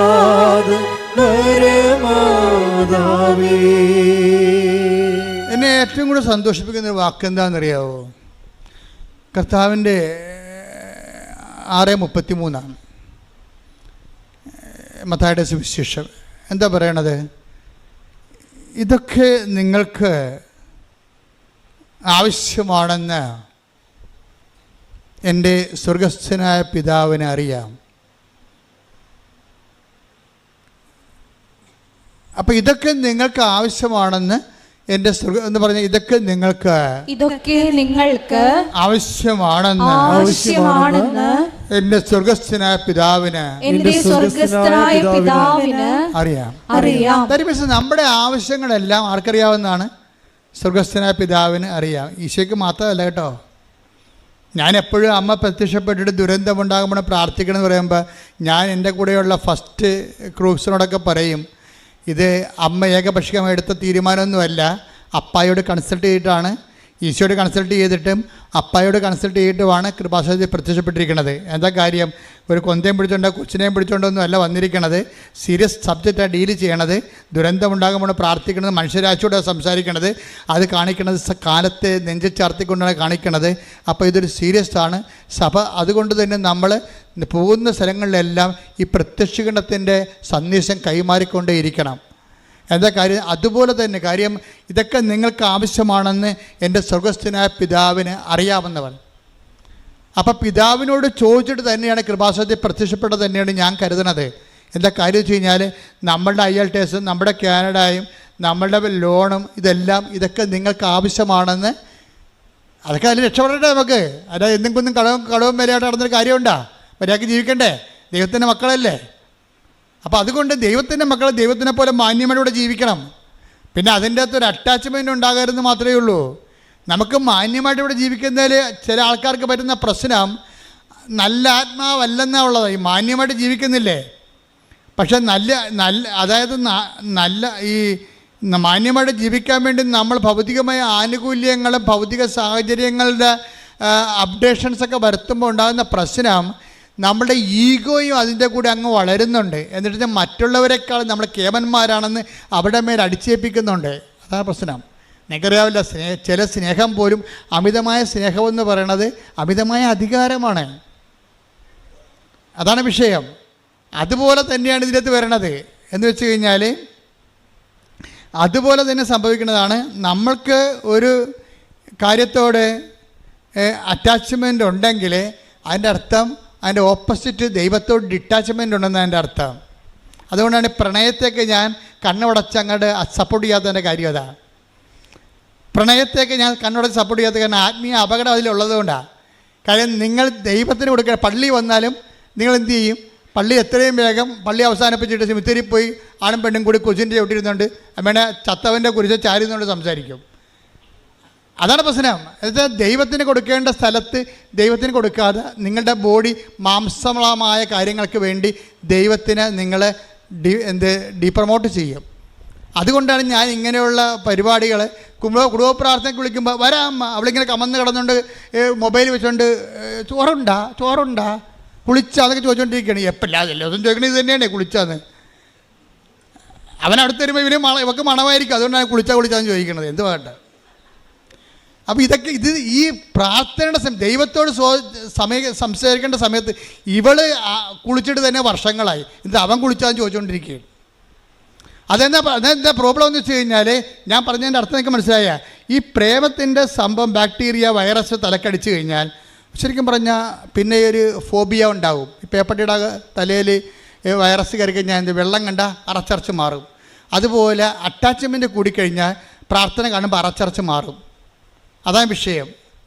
അതുകൊണ്ടാണ് ആ മര്യാദയ്ക്ക് ജീവിക്ക്, ഒരു ജോലിക്ക് കിട്ടട്ടെ, സ്വന്തം കാര്യം നിൽക്കാനാകട്ടെ, അത് കഴിഞ്ഞ് പ്രാർത്ഥിച്ചിട്ട് ഒരു ദൈവഹിതമാണെന്ന് കണ്ടാൽ നിങ്ങൾ, ഞാനത് സ്നേഹിക്കേണ്ടതെന്ന് ഞാൻ പറയത്തില്ല, ബൈബിൾ പറയണില്ല, പിന്നെ ഞാൻ എന്താ പറയണത്. പക്ഷേ ദൈവത്തെ മറന്നുകൊണ്ട് ഈ അഭ്യാസത്തിന് പോകരുത്, നിങ്ങൾക്കത് നട്ടക്കച്ചവടമായിരിക്കും. പറഞ്ഞ മനസ്സിലായില്ലേ? കാര്യം നമുക്ക് ദൈവത്തെ മറക്കുമ്പോൾ ഇതിൻ്റെ പേരിൽ പിന്നെ മാതാപിതാക്കന്മാരുമായിട്ട് കലഹിക്കേണ്ടി വരും, അവിടെ സമാധാനം കളയും. അതാണ് വിഷയം. അവിടെ നമ്മൾക്ക് സമാധാനം ഉണ്ടാക്കി തന്ന മാതാപിതാക്കന്മാരുടെ സമാധാനം കളഞ്ഞിട്ട് നിനക്ക് മാത്രം സൂചിച്ചാലേ ആ സമാധാനത്തിന് എത്ര ആയുസ്സുണ്ടാകും? ഈ ഒരു നടക്ക് ഈ സംഭവം പോകത്തില്ല. അതുകൊണ്ടാണ് സംഭവം. അതുകൊണ്ട് ദൈവത്തെ മറന്ന് ഈ ആൾക്കാരുടെ എല്ലാം, ഞാൻ 10,000-20,000 പ്രേമ കേസ് എടുത്തിട്ടുണ്ട്. ഈ അണ്ണന്മാരുടെ എല്ലാത്തിൻ്റെയും പ്രശ്നം എന്താണെന്ന് വെച്ച് കഴിഞ്ഞാൽ, ഇവരാദ്യം മറക്കണത് ദൈവത്തെ, പിന്നെ മറക്കണത് അത് ഒരാളെ, ഒരു കക്ഷിയെ കിട്ടാക്കഴിഞ്ഞാൽ പിന്നെ എന്ത് പറ്റും? കർത്താവ് പറയും, എന്നോട് കൂടി ശേഖരിക്കാത്തവൻ ചിതറിച്ച് കളയണമെന്ന് കർത്താവ് പറഞ്ഞില്ലേ? അപ്പം ഈ പെണ്ണിനെ അടിച്ച് മാറ്റിയിരിക്കണത്, ആണിനെ അടിച്ച് മാറ്റിയിരിക്കണത് കർത്താവിനോട് ആലോചിക്കാതെയാണെന്ന് മനസ്സിലായത് കൊണ്ടാണ് രാവിലെ ഒരുത്തിനെ സ്നേഹിക്കും, ഉച്ചയ്ക്ക് വേറെ ഒരുത്തിനെ സ്നേഹിക്കും, വൈകുന്നേരം ഒരുത്തിനെ, ഈ 3 പേരും കൂടി ഒരുമിച്ച് കണ്ടെത്തുന്ന കാര്യത്തിൽ ഇവൻ്റെ കാര്യത്തിൽ തീരുമാനമാകും. എന്താ? ചിതറിപ്പോയി. എത്ര ഡൈവേഴ്സുകൾ ഉണ്ടായിരിക്കണത് ഈ ചിതറിപ്പോയതാണ് കാര്യം. എന്നോട് കൂടെ ശേഖരിക്കാത്തവൻ ചിതറിച്ച് കളയുന്നു. അല്ലെങ്കിൽ നിങ്ങളെ ഞാൻ അറേഞ്ച് പേരും പറ്റിയ മഹത്വമൊന്നും പറയണില്ല, ഞാൻ പറയണ ഇത്രയേ ഉള്ളൂ. നിങ്ങളുടെ സ്നേഹം വിശുദ്ധമാകണം. നല്ല ആത്മാവെന്ന് പറയണില്ലേ? നല്ല ആത്മാവെന്ന് പറഞ്ഞാൽ ദൈവത്തെ കക്ഷി ചേർക്കണം. ദൈവത്തിൻ്റെ ആത്മാവ്, ദൈവത്തിൻ്റെ ആത്മാവെന്ന് വരുമ്പോൾ എന്തുകൊണ്ടാണ് ഈ സങ്കീർത്തനം നല്ല ആത്മാവെന്ന് പറയണത്? ദൈവത്തിൻ്റെ ആത്മാവ് മാത്രമേ നല്ല ആത്മാവുള്ളൂ. ബാക്കിയെല്ലാം ആത്മാവിൽ ദൈവത്തേക്കാൾ പ്രാധാന്യം സ്വന്തമായ താല്പര്യങ്ങൾക്കും സുഖങ്ങൾക്കുമായിരിക്കും. അത് നല്ല ആത്മാവല്ല. That is attached this world. ദൈവത്തെ അറ്റാച്ച് ചെയ്യുമ്പോൾ, ദൈവത്തോട് അറ്റാച്ച് ചെയ്യാത്ത കൊണ്ട് തന്നെ അതിൻ്റെ അകത്ത് നന്മ പോകും. അതുകൊണ്ടാണ് ദൈവം മാത്രമേ നല്ലവനുള്ള നീശ പറയത്തില്ലേ? Take the bread of God. ശ്രദ്ധിക്കണം. ഹല്ലേലൂയ, ഹല്ലേലൂയ, ഹല്ലേലൂയ, ഹല്ലേലൂയ, ഹല്ലേലൂയ. യേശുവേ നന്ദി. ഹല്ലേലൂയ, ഹല്ലേലൂയ, ഹല്ലേലൂയ, ഹല്ലേലൂയ. പരിശുദ്ധ പരമദിവ്യകാരുണ്യത്തിന് ആരാധനയും സ്തുതിയും പുകഴ്ചയും. പരിശുദ്ധ പരമദിവ്യകാരുണ്യത്തിന് ആരാധനയും സ്തുതിയും പുകഴ്ചയും. ഇപ്പോൾ നമ്മൾ സംസാരിക്കുന്ന വിഷയം എന്ന് പറയുന്നത്, ഉടമ്പടിയിലൂടെ നമ്മളൊരു ബൈലാറ്ററൽ എഗ്രിമെൻ്റ് ചെയ്യണം. എന്ന് വെച്ചാൽ നമ്മൾ ദൈവമായിട്ട് അറ്റാച്ച് ചെയ്യണം. ജീവിതം അറ്റാച്ച് ചെയ്യണമെന്ന് വെച്ച് കഴിഞ്ഞാൽ അടുപ്പിക്കുക ദൈവമായിട്ട്. ദൈവത്തിന് ഫസ്റ്റ് റെഫറൻസ് കൊടുക്കുകയാണ്. ഫസ്റ്റ് റെഫറൻസ് കൊടുത്തു കഴിഞ്ഞാൽ പിന്നെ ഉള്ള പ്രശ്നം എന്ന് വെച്ച് കഴിഞ്ഞാൽ, ഇപ്പം നിങ്ങൾ എൻ്റെ മുറിയിൽ അങ്ങനെ ഞാൻ ആരെയും കയറ്റാറില്ല. അല്ലേക്കുള്ള എൻ്റെ ക്രൂസ് വളരെ എൻ്റെ പ്രോജക്റ്റ് ചെയ്യുന്നവരായിരിക്കണം. എനിക്ക് അവരോട് ഡിസ്കഷൻ ചെയ്യാനുള്ള എന്തെങ്കിലും സീരിയസ് സബ്ജക്റ്റ് ഉണ്ടാകണം. അല്ലാത്തൊരു തരം ചില സമയത്ത് വല്ലവരുടെ കൂടെ ആരെങ്കിലുമൊക്കെ കയറി വരും. വേറെ ചില പ്രധാനപ്പെട്ട കക്ഷികൾ ചില സീരിയസ് ടോക്കുകൾ നടത്താൻ വേണ്ടി വരുമ്പോൾ, മര്യാദ ഉള്ളവരാണെങ്കിൽ ഫോൺ വരുമ്പോൾ അവർ, അച്ഛാ ഇത് സീരിയസ് ഫോണാണ്, ഞാൻ ഇന്ന് എടുത്തോട്ടെ എന്ന് ചോദിച്ചിട്ട് പുറത്തോട്ട് പോകും. ചില ആൾക്കാർ അവിടെ ഇരുന്ന് ഫോൺ ചെയ്യും എൻ്റെ മുമ്പിലിരുന്ന്. പിന്നെ അവരുടെ കാര്യത്തിൽ തീരുമാനമാകും. പിന്നെ എന്താണ്, ഞാൻ 5 മിനിറ്റുള്ള ചാപ്റ്റർ ക്ലോസ് ചെയ്യും, അയാളെ പുറത്താക്കും. എന്താ കാര്യം? അയാൾ എൻ്റെ അടുത്ത് ഇരുന്നുകൊണ്ട് വേറെ ആൾക്കാരെ വിളിക്കുകയാണ്. ഇതുപോലെയാണ് പ്രാർത്ഥനയുടെ വിഷയം. പ്രാർത്ഥനയിൽ നിങ്ങൾ നിൽക്കുമ്പോൾ അതിനകത്ത് നിന്നുകൊണ്ട് പ്രാർത്ഥനയേക്കാൾ ദൈവത്തേക്കാൾ പ്രാധാന്യമുള്ള വേറെ വിഷയങ്ങൾ നിങ്ങൾ 1ാം സ്ഥാനം കൊടുത്തു കഴിഞ്ഞാൽ ഉടമ്പടി നിങ്ങളുടെ ഉടായ്പാവും. അത് ഭയങ്കര സീരിയസ് വിഷയമാണ്. ഭയങ്കര, അതായത് ഇത് ഞാനായിട്ട് ഉണ്ടാക്കിയൊന്നുമല്ല കേട്ടാ. ഈ പ്രശ്നം നമുക്കുള്ളത് കാരണമാണ് കൽപ്പന എഴുതിയപ്പോഴും പറഞ്ഞു, നിൻ്റെ കർത്താവ് ദൈവം ഞാനാകുന്നു, ഞാൻ അല്ലാതെ. അതാണ് ഈ വേറൊരു ദൈവം ഇടയ്ക്ക് കയറി വരും. അത് ലവ് അഫെയറിലും ഉണ്ടാവും. വേറെ ദൈവമായിട്ട് നിങ്ങളുടെ പ്രണയ സഖാവ് കയറി വരും. അതാണ് വിഷയം. വേറെ ദൈവമായിട്ട് തരും. കാര്യം അവനാണ് തീരുമാനിക്കുന്നത്, അല്ലെങ്കിൽ അവളാണ് തീരുമാനിക്കുന്നത് നമ്മൾ പള്ളിയിൽ പോകണോ വേണ്ടേന്ന്. പറഞ്ഞ പോലെ അതാ നമ്മൾ കുമ്പസാരിക്കണോ വേണ്ടേന്ന് തീരുമാനിക്കണ ആരാണ്? കുമ്പസാരിച്ചാൽ പിന്നെ ഇവൻ്റെ തോണ്ടലും തൊഴിലൊന്നും നടക്കത്തില്ല. അതുകൊണ്ട് അവളോട് പറയും നീ കുമ്പസാരിക്കണമെന്ന് പറയും. ആ പന്നി പറയണം മാത്രമേ ഇവിടെ കേൾക്കത്തുള്ളൂ. തീർന്നില്ല, ഇവിടെ കാര്യത്തിൽ തീരുമാനമായില്ലേ? This is situations. അപ്പോൾ ഇതിൻ്റെ പ്രാക്ടിക്കൽ സൈഡ് ഒരു പക്ഷേ ദൈവത്തിന് ഗെറ്റ് ഔട്ട് അടിക്കണ ഇതാണ്. അതുകൊണ്ട് തന്നെ ഉടമ്പടിയിലുള്ള മക്കൾ വളരെ സൂക്ഷിച്ച് വേണം ഇക്കാലങ്ങളിൽ. നിനക്ക് ഫ്രെയിം ഓഫ് റെഫറൻസിൽ ഫസ്റ്റ് റെഫറൻസ് നിന്റെ ദൈവം തന്നെയായിരിക്കണം. പ്രാർത്ഥിക്കുക, കർത്താവായ ദൈവമേ, എൻ്റെ ജീവിതത്തിന്റെ എല്ലാ കാലങ്ങളിലും ദൈവത്തിന്റെ വചനങ്ങൾക്ക് ഒന്നാം സ്ഥാനം കൊടുത്തുകൊണ്ട് ജീവിക്കാൻ ഉടമ്പടിയുടെ ഉത്സാഹത്തോടെ ജീവിക്കാൻ എന്നെ സഹായിക്കണമേ. ശ്രുതികട ഹല്ലേലൂയ.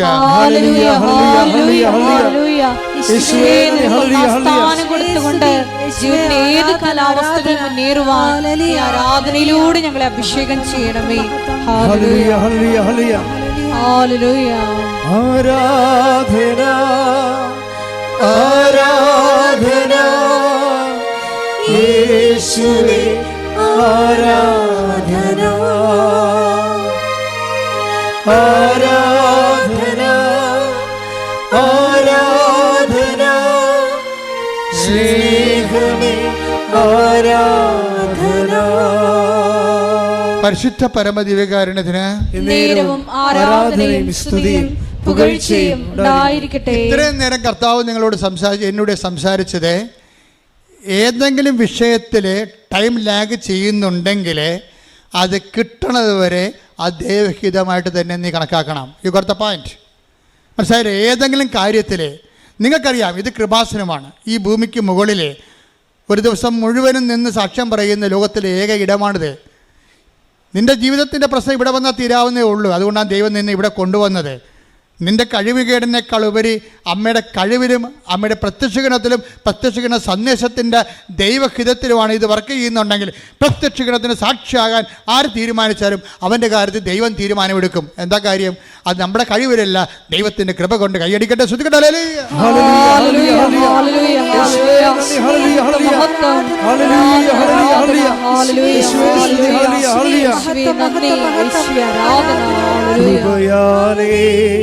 കൃപയാലേ, കൃപയാൽ അനുദിനവും, കൃപയാലേ, കൃപയാലേ, കൃപയാൽ അനുദിനവും. പരിശുദ്ധ പരമദിവ്യകാരുണ്യത്തിന് ആരാധനയും സ്തുതിയും പുകഴ്ചയും ഉണ്ടായിരിക്കട്ടെ. അതുകൊണ്ട് ഞാൻ നിങ്ങളോട് വളരെ വിനയത്തോടെ അപേക്ഷിക്കുകയാണ്, ഒരു കാരണവശാലും ദൈവത്തിനോട് എതിർത്ത് ഒരു വാക്കും പറയരുത്. ഇൻ കേസ് അങ്ങനെ പറഞ്ഞാൽ പോലും സോറി പറയണം. എന്താ കാര്യത്തിൽ? അമ്മ ഒരിക്കലും ഈശോയോട് ചോദിച്ചായിരുന്നു, ഈശോ നീ എന്തിനാ ഞങ്ങളോട് ഇങ്ങനെ ചെയ്തത്? കാര്യം കാണാതെ പോയില്ലേ. അപ്പോൾ ദേവാലയത്തിൽ പോയി ഒരു ദിവസത്തിന് ശേഷമല്ലേ അമ്മ കണ്ടുമുട്ടിയത്. അപ്പോൾ അമ്മയ്ക്ക് ഭയങ്കര വിഷമമായി. ഒരു സോറി പോലും പറയാതെ ഈശോ ഇവിടെ തങ്ങിയില്ലേ. അങ്ങനെ ആദ്യമായിട്ട് ചെയ്യണതാ. അതുകൊണ്ട് അമ്മയ്ക്ക് ഭയങ്കര വിഷമമായി. ഒന്നാമത് കാശും കയ്യിലില്ല, തിരിച്ചു പോകാനുള്ള കാശും കൊണ്ടാണ്, മിനിമം കാശും കൊണ്ടല്ലേ ഈ കാർപ്പൻ്ററിൻ്റെ വൈഫ് വരണത്. അങ്ങേരെ ഉടിയും കൊട്ടുപൊടിയും എടുത്തിട്ടല്ലേ കഞ്ഞി വെച്ച് പോണത്. അതിൻ്റെ അകത്തുനിന്ന് ബാക്കിയുള്ള നക്കാപ്പിച്ച കാഴ്ച പിടിച്ച് വെച്ചിട്ടാണല്ലോ ഒരു കൊല്ലം കഴിയുമ്പോൾ പള്ളി കൂശി പൊട്ടിച്ച് പള്ളിയെ വന്നത്. എന്നിട്ട് ഇപ്പോൾ ഇരട്ടിപ്പണിയായില്ലേ. ആലപ്പുഴയിൽ നിന്ന് തൃശ്ശൂർ വരെയുള്ള യാത്ര ഉണ്ട്. തൃശ്ശൂർ എത്തിയിട്ട് ഈശോ അവിടെ നിന്ന് അമ്മ എറണാകുളത്ത് എത്തിയപ്പോഴാണ് അറിയണത് ഈശോ ഇവിടെ ഇല്ലെന്ന്. പിന്നെ തിരിച്ചു പോയി. അപ്പോൾ അങ്ങോട്ടും ഇങ്ങോട്ടും ഈ ഇരട്ടി യാത്രയായി. അപ്പോൾ ഈശോ അമ്മ ചോദിക്കും, എന്താ ഈശോ ഇങ്ങനെ ഞങ്ങളോട് ചെയ്തത്? നിൻ്റെ അപ്പ എന്തുമാത്രം വിഷമിക്കണമെന്നറിയാവോ? ഞങ്ങൾ എന്തുമാത്രം വിഷമിച്ചെന്നറിയാം. അപ്പോൾ ഈശോ എന്ന് പറയും, എന്താ കാര്യം? ചില കാര്യങ്ങൾക്ക് ദൈവത്തിന് നമ്മളോട് പറയാൻ പറ്റത്തില്ല. സ്വന്തം മകനാണെങ്കിലും പറയാൻ പറ്റത്തില്ല. അപ്പോൾ ചില കാര്യം ദൈവം നമ്മളോട് പറയത്തില്ല. എന്തുകൊണ്ട് അങ്ങനെ ചെയ്തെന്ന് നിങ്ങൾ ചോദിക്കരുത്. കാര്യം ഈശോയ്ക്ക് വേണമെങ്കിൽ സോറി പറയാമായിരുന്നു, പറഞ്ഞില്ല. എന്നിട്ട് എന്താ പറഞ്ഞത്? നിങ്ങളറിയണം. എന്തറിയണം? ദൈവഹിതം നിങ്ങളറിയാൻ ബാധ്യസ്ഥയാണ്. ഞാൻ എൻ്റെ പിതാവിൻ്റെ കാര്യത്തിൽ വേവൃതന ആകേണ്ടവനാണെന്ന് നിങ്ങൾക്ക് അറിയില്ലേ എന്ന് വെച്ച് കഴിഞ്ഞാൽ, നിങ്ങൾ ഉടമ്പടി എടുത്ത് ദൈവത്തിൻ്റെ അമ്മയുടെ അപ്പൻ്റെ വചനത്തിൻ്റെ നടപ്പിൽ വരുത്തുന്ന ആൾക്കാരായിട്ട് ഉയരുമ്പോൾ ചില കാര്യങ്ങൾ ദൈവഹിതത്തിന് വിടണമെന്ന് നിങ്ങൾക്കറിയണം. അതുകൊണ്ട് ചില കാര്യങ്ങൾ ദൈവം നിങ്ങൾക്ക് ചെയ്തു തരാത്തത് എന്താണെന്ന് നിങ്ങൾ ദൈവത്തോട് ചോദിക്കരുത്. അമ്മ പക്ഷേ ചോദിച്ചു കഴിഞ്ഞപ്പോൾ അമ്മയ്ക്ക് മനസ്സിലായി അങ്ങനെ ചോദിക്കേണ്ടിയില്ലായിരുന്നെന്ന്. വീട്ടിൽ വന്നപ്പോൾ എന്ത് ചെയ്ത്? ഹൃദയത്തിൽ സംഗ്രഹിച്ചു. അതിന് മറുപടി ചോദിച്ചില്ല. നീ എന്താ എന്നോട് അങ്ങനെ ചോദിച്ചത് അവിടെ വെച്ച്? നിൻ്റെ പിത നീ പറയാതെ നിൻ്റെ ഹിത നീയല്ലേ ദൈവം? ഞാൻ നിന്നെ പെറ്റെടുക്കാൻ വേണ്ടി ദൈവം എന്നെ ഉപകരണമാക്കിയല്ലേ, നിനക്കൊരു വാക്കെന്ന് പറഞ്ഞാൽ കുഴപ്പമൊന്നുമില്ല എന്നല്ല, അങ്ങനെ ഒന്നും ചോദിച്ചില്ല. ഈശോയുടെ വീട്ടിൽ വന്ന് തർക്കോത്തരം പറയാൻ അമ്മ തയ്യാറായില്ല. അതിന് പകരം എന്താ ചെയ്തത്? അവളെ ഹൃദയത്തെ സംഗ്രഹിച്ചു. ചില കാര്യങ്ങൾ ദൈവത്തിന് നമ്മളോട് പറയാൻ പറ്റത്തില്ല, നമ്മൾക്ക് ഹൃദയത്തെ സംഗ്രഹിക്കാൻ പറ്റത്തേ ഉള്ളൂ. അതാണ് നിൻ്റെ അന്നന്ന് വേണ്ട ആഹാരം, അതാണ് ദൈവഹിതം, അതാണ് നിൻ്റെ നല്ല ആത്മാവിലേക്ക് നീ സഞ്ചരിച്ചെത്തുന്നതിൻ്റെ സൂചന. കൈയടിക്കട്ടെ. ഹല്ലേലൂയ ഹല്ലേലൂയ ഹല്ലേലൂയ ഹല്ലേലൂയ ഹല്ലേലൂയ. മഹത്വം യേശുവേ നന്ദി. ഹല്ലേലൂയ ഹല്ലേലൂയ. ആരാധന. ഹല്ലേലൂയ ഹല്ലേലൂയ. യേശുവേ നന്ദി. എന്തു നല്ലമ്മ എന്നുടെ അമ്മ, എനിക്കും ഈശോയ്ക്കും ഒരേ അമ്മ. എന്തു നല്ലമ്മ എന്നുടെ അമ്മ, എനിക്കും ഈശോയ്ക്കും ഒരേ അമ്മ.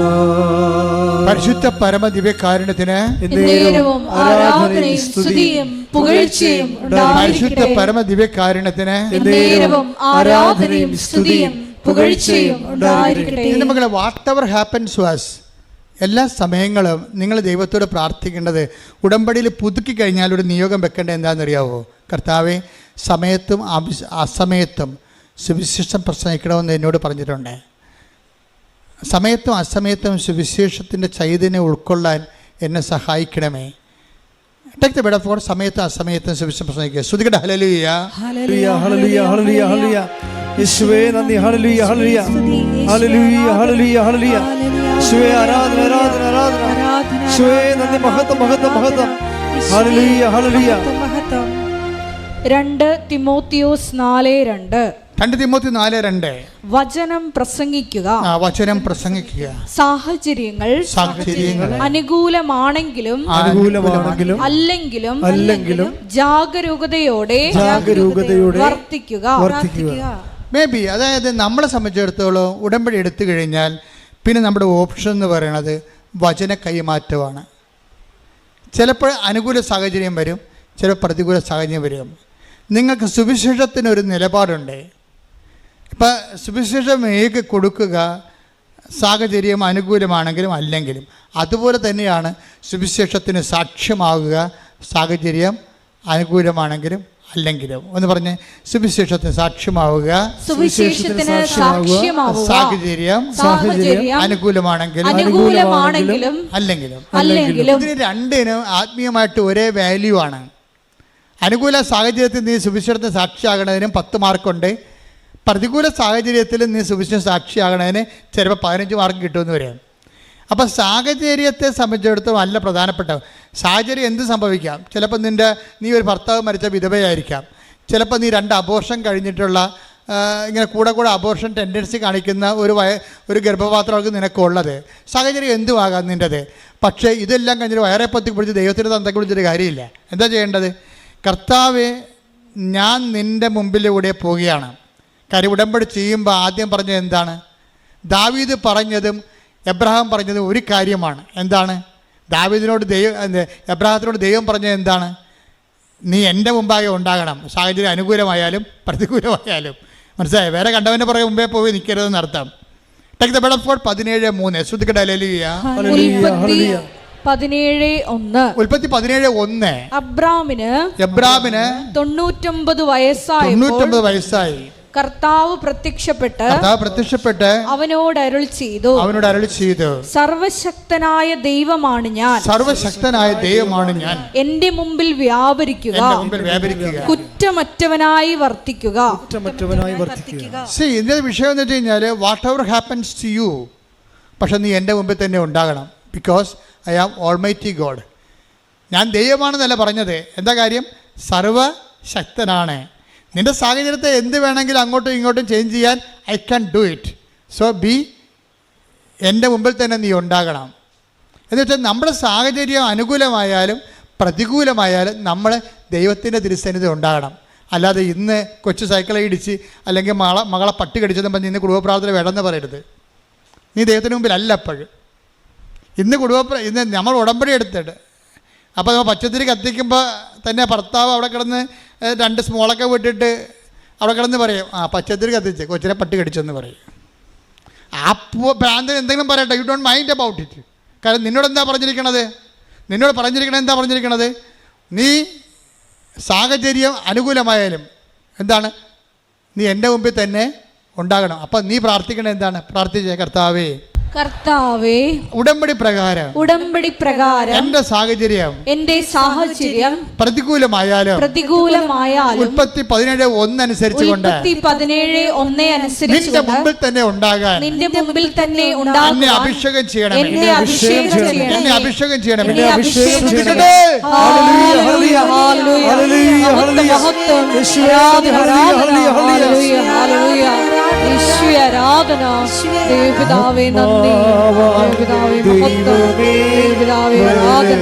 കൈയടിച്ചോണ്ട് സന്തോഷത്തോടെ എന്റെ ഉള്ളിൽ വസിക്കാൻ വരണേ, ആത്മാവാം ദൈവമേ വരണേ,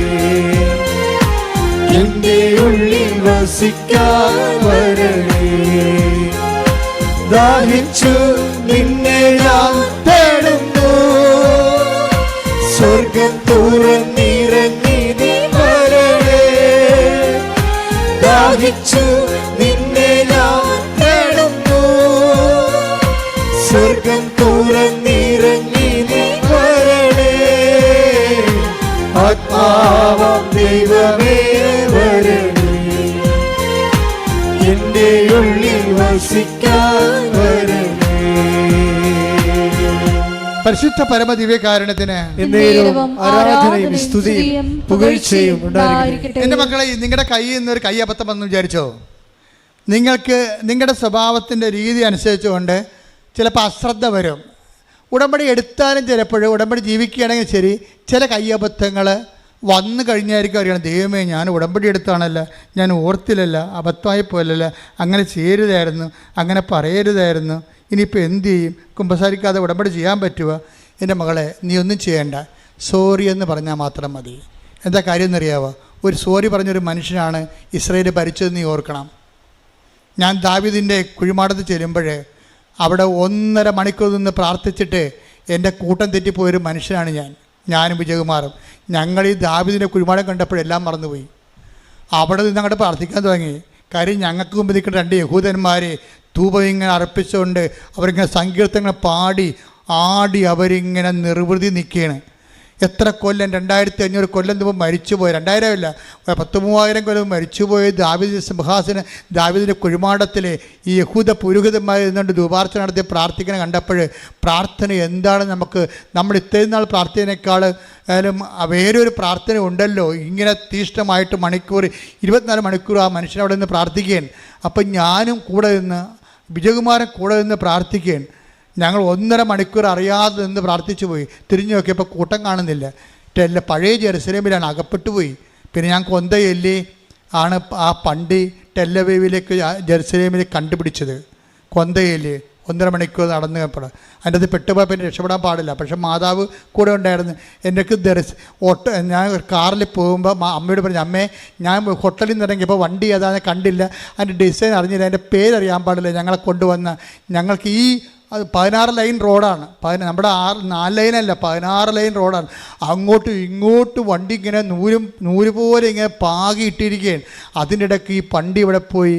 നേരത്തെ അവർ ഞങ്ങളോട് ഹോട്ടലിൽ നിന്ന് ഇറങ്ങിയപ്പോഴേ പറഞ്ഞാൽ, നിങ്ങൾ ഒരു കാരണവശാലും കൂട്ടം തെറ്റി പോയരുത്, കൂട്ടം തെറ്റി പോയാൽ ഹോട്ടലിലേക്ക് വിളിക്കാനേ പറ്റത്തുള്ളൂ എന്ന് പറഞ്ഞ് ഹോട്ടലിൻ്റെ നമ്പർ തന്ന്. ഹോട്ടൽ 90 കിലോമീറ്റർ അകലെയാണ്. പക്ഷേ വിജയകുമാറിൻ്റെ ഫോണിൽ ചാർജുമില്ല. അപ്പോൾ അതിൻ്റെയൊക്കെ അകപ്പെട്ടു. പഴയ ജെറുസലേമിനകത്ത് കുഡൂസിൽ അകപ്പെട്ടു പോയി. അപ്പോഴെന്ത് ചെയ്യും? ഞാൻ പറഞ്ഞു, ഒന്നും ചെയ്യണ്ട, ജപമാല ചെല്ലാൻ പറഞ്ഞ്. ഞാൻ ഒരു ജപമാല ചെല്ലിയിട്ട് കണ്ട വഴി, തെക്കും വടക്കും അറിയാൻ പാടില്ല, നല്ല ഉച്ച 12 മണി നേരം, നല്ല ഒരു 40 ഡിഗ്രി ചൂട്, അങ്ങോട്ടാണ്. അങ്ങോട്ട് പോകുമ്പോൾ അങ്ങോട്ടും ഇങ്ങോട്ടും വഴി, പടിഞ്ഞോട്ട് വഴി, പിന്നെ അങ്ങോട്ട് പോകുമ്പോൾ പിന്നെ ഇടക്കോട്ട് വലത്തോട്ടും വഴി, പിന്നെയും വഴി. ഏത് വഴിയാണ് റോഡെന്ന് എവിടെ എത്തുമെന്ന് ഒരു പിടിയില്ല, വെച്ച് നടക്കുകയാണ്. അപ്പം ഞാൻ പറഞ്ഞു, അമ്മേ നീ നടന്ന വഴിയാണിത്, ഞങ്ങൾക്ക് 2 പേർക്ക് ആദ്യമായിട്ട് ഇവിടെ വന്ന് ലാൻഡ് ചെയ്യേണ്ടതാണ്, ഞങ്ങൾക്ക് ഇവിടുത്തെ വഴിയൊന്നും അറിയത്തില്ല, ഞങ്ങളുടെ വണ്ടിയും അറിയത്തില്ലെന്ന് പറഞ്ഞു. അപ്പം ഞാൻ ഈ കൊന്ത ചൊല്ലി തീരും, അപ്പം നീ ഞങ്ങളെ വഴിയിലെത്തിച്ചിരിക്കുമെന്ന് പറഞ്ഞു. അപ്പോൾ വിജയകുമാർ പറഞ്ഞ്, അപ്പോഴാദ്യമായിട്ടാണ് ഒരു വിശ്വാസം പ്രയോഗത്തിൽ വരണത്. പുള്ളിക്ക് പുള്ളി ഞെട്ടണത് അങ്ങനെ. ഞാൻ പറഞ്ഞു 5-ാമത്തെ ദിവസത്തിൻ്റെ പിതാവിൻ്റെയും പുത്രൻ്റെയും പറഞ്ഞപ്പോൾ ഉണ്ട് ഞങ്ങൾ റോഡേ എത്തി അവിടെ. പക്ഷേ റോഡേ എത്തുമ്പോൾ എന്ത് റോഡാണ് ഈ കാണുന്നത്? 16 ലൈൻ റോഡാണ്. ഇൻ്റർനാഷണൽ ടൗൺ സിറ്റിയല്ലേ. അവിടെ ചെന്ന് അകപ്പെട്ട് ഏത് വണ്ടി, നമ്മുടെ വണ്ടി എവിടെ പോയെന്ന് ആർക്കറിയാം? നമ്മുടെ മൊബൈലും വർക്ക് ചെയ്യണില്ല. എനിക്ക് പിന്നെ റോമിംഗ് ഇല്ല, സാറിന് റോമിംഗ് ഉണ്ട്, പക്ഷേ അവിടെ ബാറ്ററി വർക്ക് ചെയ്യണില്ല. ആകപ്പെടെ കുഴപ്പത്തിലായി വിജയകുമാറിനോട് പറഞ്ഞു സാറേ ഒരു വണ്ടി, ഞാൻ പറഞ്ഞു സാറേ ഒരു വണ്ടി എടുക്ക്. ഒരു ടാക്സി എടുത്ത് ടാക്സി വന്ന് നിന്ന് ടാക്സിക്കാരൻ ഞങ്ങളോട് ചോദിക്കുകയാണ് എവിടെ പോകണമെന്ന്. ഞങ്ങൾക്കറിയാമല്ലോ എവിടെ പോകണമെന്ന്. ഞങ്ങളുടെ വണ്ടി പിടിക്കാനാണ് ഇയാളെ വിളിച്ചിരിക്കുന്നത് അറിയാമോ? അപ്പോൾ വണ്ടി എവിടെയാണെന്ന് ഞാൻ ചോദിക്കത്തില്ലേ? അപ്പോൾ ഞാൻ പറഞ്ഞു ഗെറ്റലാണെന്ന് പറഞ്ഞു, മുമ്പോട്ട് പോകാൻ പറഞ്ഞു കഴിഞ്ഞപ്പോൾ ഇയാൾ ഇടയ്ക്കിടയ്ക്ക് പറയുന്നുണ്ട്. അപ്പോൾ ഇയാൾ എവിടെ പോകണമെന്ന് പറഞ്ഞ് അപ്പോൾ സാറ് പറഞ്ഞു ഗെറ്റലോ അപ്പോൾ മുമ്പോട്ട് പോകാൻ ഗ്രോഫ്രണ്ട് എന്ന് പറയുന്നുണ്ട്. പക്ഷേ അപ്പം ഞങ്ങളുടെ കൂടി ജവമാലയിക്കൊണ്ടിരിക്കുകയാണ്. എൻ്റെത് ഡ്രൈവറും വണ്ടിയൊന്നും അല്ല പ്രശ്നം, ഈ ജവമാല കൃത്യമായിട്ട് ചെല്ലുക എന്നുള്ള ആ സമയത്ത് ജവമാല ചെല്ലിക്കൊണ്ടേ ഇരിക്കുകയാണ്. അപ്പോൾ എൻ്റെ മനസ്സിൽ സാറിനോട് പറയും സാറേ 5-ാമത്തെ ദിവരഹസ്യത്തിന് നമ്മൾക്ക് ഈ സ്ഥലത്തെത്തിയെങ്കിൽ അടുത്ത കൊന്ത തീരുമ്പോൾ ഈ വണ്ടി കൊണ്ടുവന്ന് നമ്മുടെ മുമ്പിൽ അമ്മ തരുമെന്ന് പറഞ്ഞു. അമ്മ തരും. അപ്പോൾ ഞാൻ സാറും കൂടി ചെല്ലിയിട്ട് അപ്പോൾ ഡ്രൈവർ ഇടയ്ക്ക് ഞങ്ങളെ പ്രാർത്ഥനയ്ക്ക് ഉതപ്പുണ്ടാക്കുന്നുണ്ട്. അയാൾ അപ്പോൾ വിജയകുമാർ ചോദിച്ചു വാ മിണ്ടാതിരിക്കുക, നിങ്ങൾക്ക് എത്ര രൂപ വേണം? അപ്പോൾ പറഞ്ഞ് എന്താണ് അയാളെ $500. ഉടനെ $500 എടുത്ത് അയക്ക് കൊടുത്ത്. എവിടെ? 2 കിലോമീറ്ററേ പോയിട്ടുള്ളൂ. ഞങ്ങൾ മണ്ടന്മാരെ ഇന്ത്യക്കാരാണെന്ന് അയാൾക്കറിയാം. കാര്യം ഇത് വഴി അറിയാൻ വല്ലതും കയറി ഇരിക്കുക, സ്ഥലം പറയാൻ വല്ലതും ഇരിക്കുക. ഇന്ത്യക്കാരുടെ ആരും 2 മണ്ടന്മാർ കേട്ടിട്ടുണ്ട്. ഇന്ത്യക്കാരെ മണ്ണൊന്നും വേണ്ട, ഇന്ത്യക്കാർ ലോകത്തിലെ ഏറ്റവും വലിയ ബുദ്ധിയുള്ളവരാണ്. പക്ഷേ ഞങ്ങൾ അവിടെ ചെന്നപ്പോൾ ഞങ്ങൾക്ക് വഴി പറഞ്ഞ് ഞങ്ങൾക്ക് അറിയത്തില്ല അവിടെ തെക്കും വടക്കും. ഞങ്ങളുടെ ജീവിതം അങ്ങനെ അകപ്പെട്ടിരിക്കുകയാണ്. അപ്പോൾ എൻ്റെ മനസ്സിലിരിക്കണ കൊന്ത മാത്രമേ ഒരു ഉറപ്പുള്ളൂ. ഇതാണ് നമ്മുടെ ഈ പാത്ത് ഫൈൻഡർ എന്ന് പറഞ്ഞ സാധനം ഇതാണ്. ഇത് വെച്ചുള്ള കളിയാണ് നമുക്കറിയാവുന്നത്. അപ്പോൾ ഞാൻ ഈ കൊന്ത തീരണ സമയത്ത് 4-ാമത്തെ കൊന്ത തീരുമ്പോൾ തന്നെ അമ്മ പറഞ്ഞ് വണ്ടി ചുവപ്പാണെന്ന് പറഞ്ഞ്. അപ്പോൾ വണ്ടി ചുവപ്പ് നിറവാണ്, താഴെ കറുപ്പുണ്ടെന്ന് പറഞ്ഞ്. ഞാൻ ഉടനെ സാറേ ചുവപ്പ് വണ്ടിയാണ് നമ്മ പറയുന്നുണ്ട്, താഴെ കറുപ്പുണ്ടെന്ന് പറയുന്നുണ്ട്. 5-ാമത്തെ രഹസ്യം ചൊല്ലി അവസാനിക്കുമ്പോൾ ചുവപ്പും കറുപ്പും വണ്ടി ഞങ്ങളുടെ മുമ്പിൽ കൊണ്ടുവന്ന് തന്ന അമ്മ. ഈ എൻ്റെ പ്രോബ്ലം വെച്ച് കഴിഞ്ഞാൽ ഇതെല്ലാം അനുഭവങ്ങളാണ്.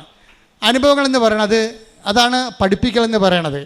ദൈവം അനുഭവങ്ങളിലൂടെയാണ് നമ്മളെ പഠിപ്പിക്കുന്നത്. Take the word of God 143:10 എടുത്ത് ശ്രുതിക്കട്ടെ. ഹല്ലേലൂയ ഹല്ലേലൂയ ഹല്ലേലൂയ യേശുവേ നന്ദി. ഹല്ലേലൂയ ഹല്ലേലൂയ ഹല്ലേലൂയ ഹല്ലേലൂയ ആരാധന. 143:10 സങ്കീർത്തനങ്ങൾ. അങ്ങയുടെ ഹിതം അനുവർത്തിക്കാൻ എന്നെ പഠിപ്പിക്കണം. അങ്ങയുടെ ഹിതം അനുവർത്തിക്കാൻ എന്നെ പഠിപ്പിക്കണമേ. എന്തെന്നാൽ അവിടുന്നാണ് എൻ്റെ ദൈവം. അങ്ങയുടെ നല്ല ആത്മാവിനെ എന്നെ നിരപ്പുള്ള വഴിയിലൂടെ നയിക്കട്ടെ. Praise the Lord. അപ്പോൾ അങ്ങയുടെ ഹിതം അനുവർത്തിക്കുകയാണ് എൻ്റെ ആഹാരം, അതാണ് നിരപ്പുള്ള വഴികളിലൂടെ. അപ്പോൾ ദൈവത്തിൻ്റെ ഹിതം അനുവർത്തിക്കുന്ന വ്യക്തിയായി നമ്മൾ എപ്പോൾ മാറുന്നുവോ അപ്പോൾ നമ്മൾ നിരപ്പുള്ള വഴിയിലൂടെ വരും. കാര്യം ഇതിൻ്റെ വിഷയം എന്ന് പറയണത് വചനം കേൾക്കണമെങ്കിൽ വഴി നിരപ്പാക്കേണ്ടതുണ്ട്. അതുകൊണ്ടാണ് യോഹന്നാൻ മാന്താനെ കർത്താവിന് വഴിയൊരുക്കാൻ വേണ്ടി എന്ന് പറഞ്ഞ് പ്രത്യേകം മിഷൻ കൊടുത്ത് വിടേണ്ട കാര്യം എന്താണ്? ദൈവത്തിൻ്റെ ഹിതപ്രകാരം ജീവിക്കാൻ പറ്റിയൊരു സമൂഹത്തെ രൂപപ്പെടുത്തി എടുക്കാനുള്ള ജ്ഞാനസ്ഥാനം, പശ്ചാത്താപത്തിൻ്റെ ജ്ഞാനസ്ഥാനമാണ് യോഹന്നാൻ നൽകണത്. അപ്പം നിങ്ങൾക്ക് എപ്പോഴെങ്കിലും നിങ്ങൾ ചെയ്തു പോയ തെറ്റുകളെക്കുറിച്ച് ഒരു പശ്ചാത്താപം ഉണ്ടാവുകയും ദൈവത്തിൻ്റെ വചനം ജീവിക്കുകയും ചെയ്യണമെന്ന് തോന്നിയാൽ നിങ്ങൾ നിരപ്പുള്ള വഴികളിലേക്ക് വന്നു കഴിഞ്ഞു. പിന്നെ ദൈവമായിട്ട് അടുത്ത നടപടി ദൈവത്തിൻ്റെ ഇടപെടലാണ് ഉണ്ടാകുന്നത്. അതുകൊണ്ട് ഉടമ്പടിയുടെ ഉദ്ദേശമെന്ന് പറയണത് ആദ്യം തന്നെ നിരപ്പുള്ള വഴിയിലൂടെ സഞ്ചരിച്ചുകൊണ്ട് നല്ല ആത്മാവിലേക്ക് വരണം. എന്ന് വെച്ച് കഴിഞ്ഞാൽ നമ്മൾക്ക് നിങ്ങളുടെ ഉടമ്പടിയിലൂടെ മറ്റുള്ളവരുടെ മുമ്പിൽ മേക്കിട്ട് കയറാൻ പറ്റിയ ഒരു ഉദ്യോഗം ഉണ്ടാക്കണം. 10 പൈസ മറ്റവരെക്കാൾ മെച്ചമായിരിക്കണം നമ്മൾ. അതുപോലെ തന്നെ ഇതുപോലെ നമ്മുടെ ലോൺ പാസ്സാകുന്നതിലൂടെ നമുക്ക് അപ്പൻ്റെയൊക്കെ നിന്ന് നമ്മൾ വീട് വെക്കാനുള്ള സ്ഥലം എഴുതി മേടിച്ച് കഴിഞ്ഞാൽ അനിയനെ എങ്ങനെയെങ്കിലും സ്കൂട്ട് ചെയ്യാം, അവിടുന്ന് ന്യൂട്രലാക്കി പുറത്താക്കാം എന്നൊക്കെയുള്ള പരിപാടികളൊക്കെ കയ്യിലുണ്ടെങ്കിൽ നല്ല ആത്മാവല്ലത്. നിങ്ങളുടെ നിയോഗം കൊണ്ട് തന്നെ നിങ്ങളെല്ലാവരും നീറി അവസാനിക്കണത്. എന്താ കാര്യം? എല്ലാ നിയോഗത്തിലും തരികിടയുണ്ട്. അതെല്ലാം ചെയ്തതിന് ശേഷം അത് നേടിയെടുത്തതിലൂടെ മറ്റുള്ളവർക്കൊരു പണി കൊടുക്കാൻ വേണ്ടി നിങ്ങൾ വിചാരിക്കുന്നുണ്ടാവും. ഇതാണ് വിഷയം. നിങ്ങൾക്ക് പണ്ട് പണി തന്ന ആൾക്കാർക്ക് എല്ലാം മുമ്പേ തലേലും കെട്ടി ജീവിക്കാൻ വേണ്ടി നിങ്ങൾ ഭൗതിക ആനുകൂല്യത്തോട് ദൈവത്തോട് ചോദിച്ചു കഴിഞ്ഞാൽ അത് നല്ല ആത്മാവല്ല. അപ്പം അതുകൊണ്ട് അങ്ങനെയുള്ള നിയമങ്ങളെല്ലാം പൊളിച്ചെഴുതണം. എന്നിട്ട് നിരപ്പുള്ള വഴികളിലൂടെ ദൈവഹിതപ്രകാരം ജീവിക്കാൻ വേണ്ടി നിത്യത ലക്ഷ്യമാക്കൊണ്ട് പോകുമ്പോഴേ അമ്മ ഓട്ടോമാറ്റിക്കായിട്ട് വന്ന് മധ്യസ്ഥം വഹിക്കും. അമ്മ മധ്യസ്ഥം വഹിക്കുന്ന രീതി കണ്ടില്ലേ? ആ ഒരു ജപമാല, നീ ഒരു ജപമാല ഉണ്ടെങ്കിൽ നമുക്ക് ഈ ജന്മം അടുത്ത ജന്മം ജീവിക്കാൻ പറ്റും. അതാണ് ഞാൻ എൻ്റെ ജീവിതത്തിൽ നിന്ന് പഠിച്ചത്.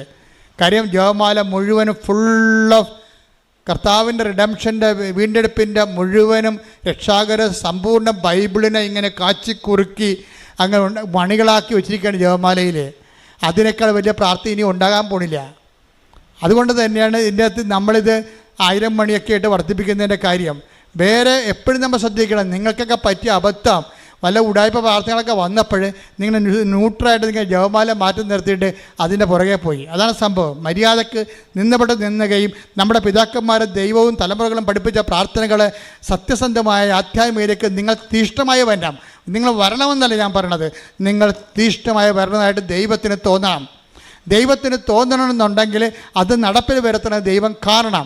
നിങ്ങളുടെ ജീവിതം കൊണ്ട് തന്നെ സുവിശേഷം നമ്മളിലെ പരിശുദ്ധാത്മാവ് ഇത്രയും നേരം പറഞ്ഞുകൊണ്ടിരുന്നത് എന്താണ്? അനുകൂലം സാഹചര്യം അനുകൂലമായാലും പ്രതികൂലമായാലും നീ സുവിശേഷത്തിൻ്റെ സാക്ഷിയാകണം. പ്രതികൂലമായ സാഹചര്യം വന്നാലും ആ പ്രതികൂലമായ സാഹചര്യത്തിലും നീ ഒരു സുവിശേഷമായിക്കൊണ്ട് ദൈവത്തിനെ കൊണ്ട് തന്നെ ആ വിഷയത്തെ പരിഹാരം ഉണ്ടാക്കാൻ വേണ്ടി നീ ശ്രമിക്കണം. അല്ലെങ്കിൽ ഞങ്ങൾക്ക് വേണമെങ്കിൽ അടുത്ത പോലീസ് സ്റ്റേഷനിൽ പോയിട്ട് റിപ്പോർട്ട് ചെയ്യുക വല്ലതൊക്കെ ചെയ്യാൻ പറ്റുമായിരുന്നു. എന്തൊക്കെയാണ് കുഴപ്പം? എന്താ കുഴപ്പമെന്ന് വെച്ചാൽ ഇന്ന ഹോട്ടലിലാണ് താമസിച്ചത്, ഇന്ന വണ്ടി എങ്ങോട്ടാണ് പോയെന്നൊക്കെ ട്രേസ് ഔട്ട് ചെയ്തെടുക്കണ ഒരു കുഴപ്പമില്ല. പക്ഷേ ഞങ്ങൾ ജപമാലയിലാണ് ആശ്രയിച്ചത്. എന്ന് വെച്ചാൽ ഫസ്റ്റ് നമ്മുടെ ബുദ്ധിപരമായ മെക്കാനിസം അല്ല കാണിക്കേണ്ടത്. അത് ജഡിക ആത്മാക്കളുള്ള ആൾക്കാർ ജഡികമായ മാർഗ്ഗങ്ങൾ അന്വേഷിക്കും. ദൈവ പൈതൽ ദൈവത്തിൻ്റെ മാർഗ്ഗമാണ് ഫസ്റ്റ് പ്രയോറിറ്റി. ഉടമ്പടി നീ വിജയിക്കണമെന്ന് കാണുന്നത് എപ്പോഴാണെന്ന് വെച്ച് കഴിഞ്ഞാൽ നിൻ്റെ ഫസ്റ്റ് റെഫറൻസിൽ നിനക്കുണ്ടാകുന്ന പ്രശ്നങ്ങൾ ദൈവത്തെ കൊണ്ട് ആദ്യം പരിഹരിക്കാൻ വേണ്ടി നീ നടപടി എടുക്കുമ്പോൾ നീ ദൈവത്തിൻ്റെ നിരപ്പായ വഴികളിലൂടെയാണ്. കൈയടിക്കട്ടെ, സ്തുതിക്കട്ടെ. ഹല്ലേലൂയ, ഹല്ലേലൂയ, ഹല്ലേലൂയ.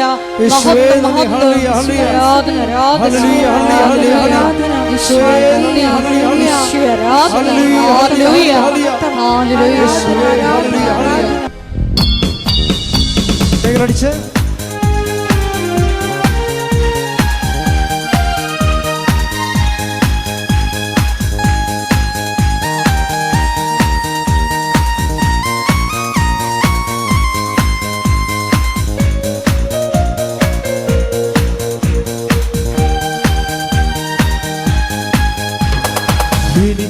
കരുതുന്നവൻ, ഭാരങ്ങൾ വഹിക്കുന്നവൻ, എനിക്കായി കരുതുന്നവൻ, ഭാരങ്ങൾ വഹിക്കുന്നവൻ, എന്നെ കൈവിടാത്തവൻ, യേശുവിൻ കൂടെയുണ്ട്. എന്നെ കൈവിടാത്തവൻ, യേശുവിൻ കൂടെയുണ്ട്.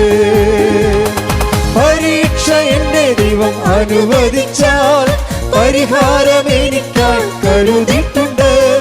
പരീക്ഷ എന്റെ ദൈവം അനുവദിച്ചാൽ പരിഹാരം എനിക്കായി കരുതിയിട്ടുണ്ട്. എന്തിനെന്ന് ചോദിക്കില്ല ഞാൻ, എന്റെ നന്മയ്ക്കായെന്നറിയുന്നു ഞാൻ. എന്തിനെന്നു ചോദിക്കില്ല ഞാൻ, എന്റെ നന്മയ്ക്കായെന്നറിയുന്നു ഞാൻ. സ്തുതിക്കട്ടെ. ഹല്ലേലൂയ, ഹല്ലേലൂയ, ഹല്ലേലൂയ, ഹല്ലേലൂയ, വചനങ്ങളെ പറ്റി ഞങ്ങൾ ധ്യാനിക്കുന്നു. ആത്മാവിനാൽ നയിക്കപ്പെടുവാൻ എപ്പോഴും നിന്റെ ഹിതം അനുവർത്തിക്കുവാൻ ആരാധനയിലൂടെ ഞങ്ങൾ അഭിഷേകം ചെയ്യണമേ. ആരാധന, ആരാധന. ഹല്ലേലൂയ, ഹല്ലേലൂയ, ഹല്ലേലൂയ, ഹല്ലേലൂയ. മഹത്വം, മഹത്വം.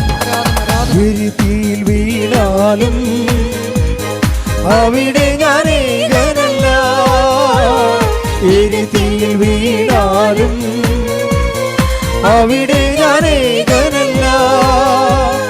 വീഴുന്നത് തീയിലല്ല, എന്നേശുവിൻ കരങ്ങളിലാ. വീഴുന്നത് തീയിലല്ല, എന്നേശുവിൻ കരങ്ങളിലാ. കൈകൾ ഉയർത്തിയടിച്ച് പരീക്ഷ എന്റെ ദൈവം അനുവദിച്ചാൽ പരിഹാരം എനിക്കായി കരുതിയിട്ടുണ്ട്.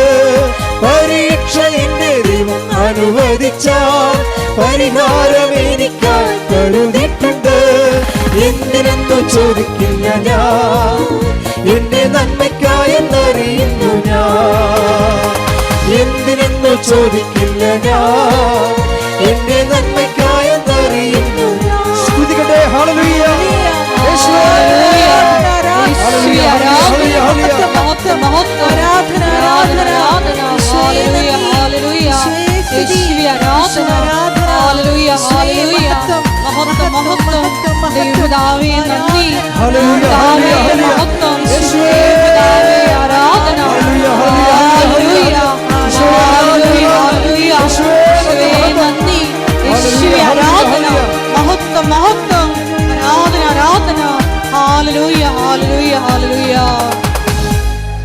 കൈകൾ കൂപ്പി കണ്ണടച്ച് ഒരു നിമിഷം നിങ്ങളുടെ ജീവിത അവസ്ഥകളെ അമ്മയുടെ മധ്യസ്ഥത്തിൽ ഈശോയുടെ നാമത്തിൽ ഓർക്കുക. കണ്ണുകൾ കൂപ്പി കൈകളടച്ച്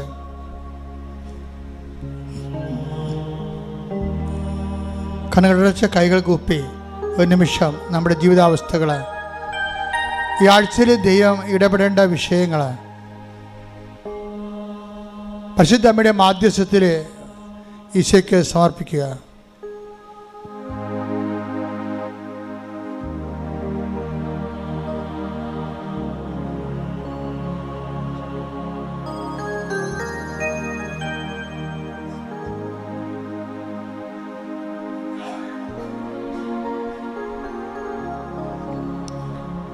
അച്ഛൻ പ്രാർത്ഥിക്കുമ്പോൾ സ്തുതിക്കട്ടെ. കർത്താവ് നിന്റെ ഉന്നതമായ നാമത്തിന് സ്വസ്ഥം ചെയ്യുന്ന കർത്താവ് നിന്റെ ഉന്നതമായ നാമത്തിന് സ്വസ്ഥം ചെയ്യുന്നു. കർത്താവ് നിന്റെ വിശുദ്ധ പൗരോഹിത്യത്തെ മഹത്വപ്പെടുത്തണമേ. കർത്താവ് സഭയിലുള്ള സാന്നിധ്യം പ്രകടമാക്കണമേ. 38 കൊല്ലം ഞാൻ അർപ്പിച്ച കൃപാനയുടെ യോഗ്യതയാൽ കൃപാസ്ഥാനത്താലെ ജീവനോടെ പ്രത്യക്ഷപ്പെട്ട പരിശുദ്ധ അമ്മയുടെ മാധ്യസ്ഥത്തിലെ ഈ തീർത്ഥാടനത്തിൽ പ്രാർത്ഥിക്കുന്നവരുടെ മേൽ, ഓൺലൈനിൽ പ്രാർത്ഥിക്കുന്നവരുടെ മേലെല്ലാം കർത്താവിൻ്റെ തിരുമുറുവാർന്ന വലതുകരം സ്പർശിക്കട്ടെ. ശ്രുതിക്കട്ടെ.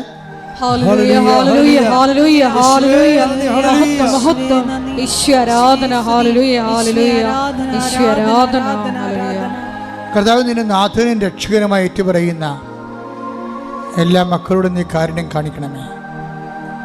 ഉച്ചമുള്ളങ്കാല് വരെ കർത്താവിൻ്റെ രക്തം പടരട്ടെ. എല്ലാ കോശങ്ങളിലും പേശികളിലും കർത്താവിൻ്റെ രക്തം പടരട്ടെ. കർത്താവിൻ്റെ ആണിപ്പെടുതാർന്ന വലതുകരത്താൽ ഓരോ അവയവങ്ങളെ സ്പർശിക്കണമെന്ന് പ്രാർത്ഥിക്കുന്നു.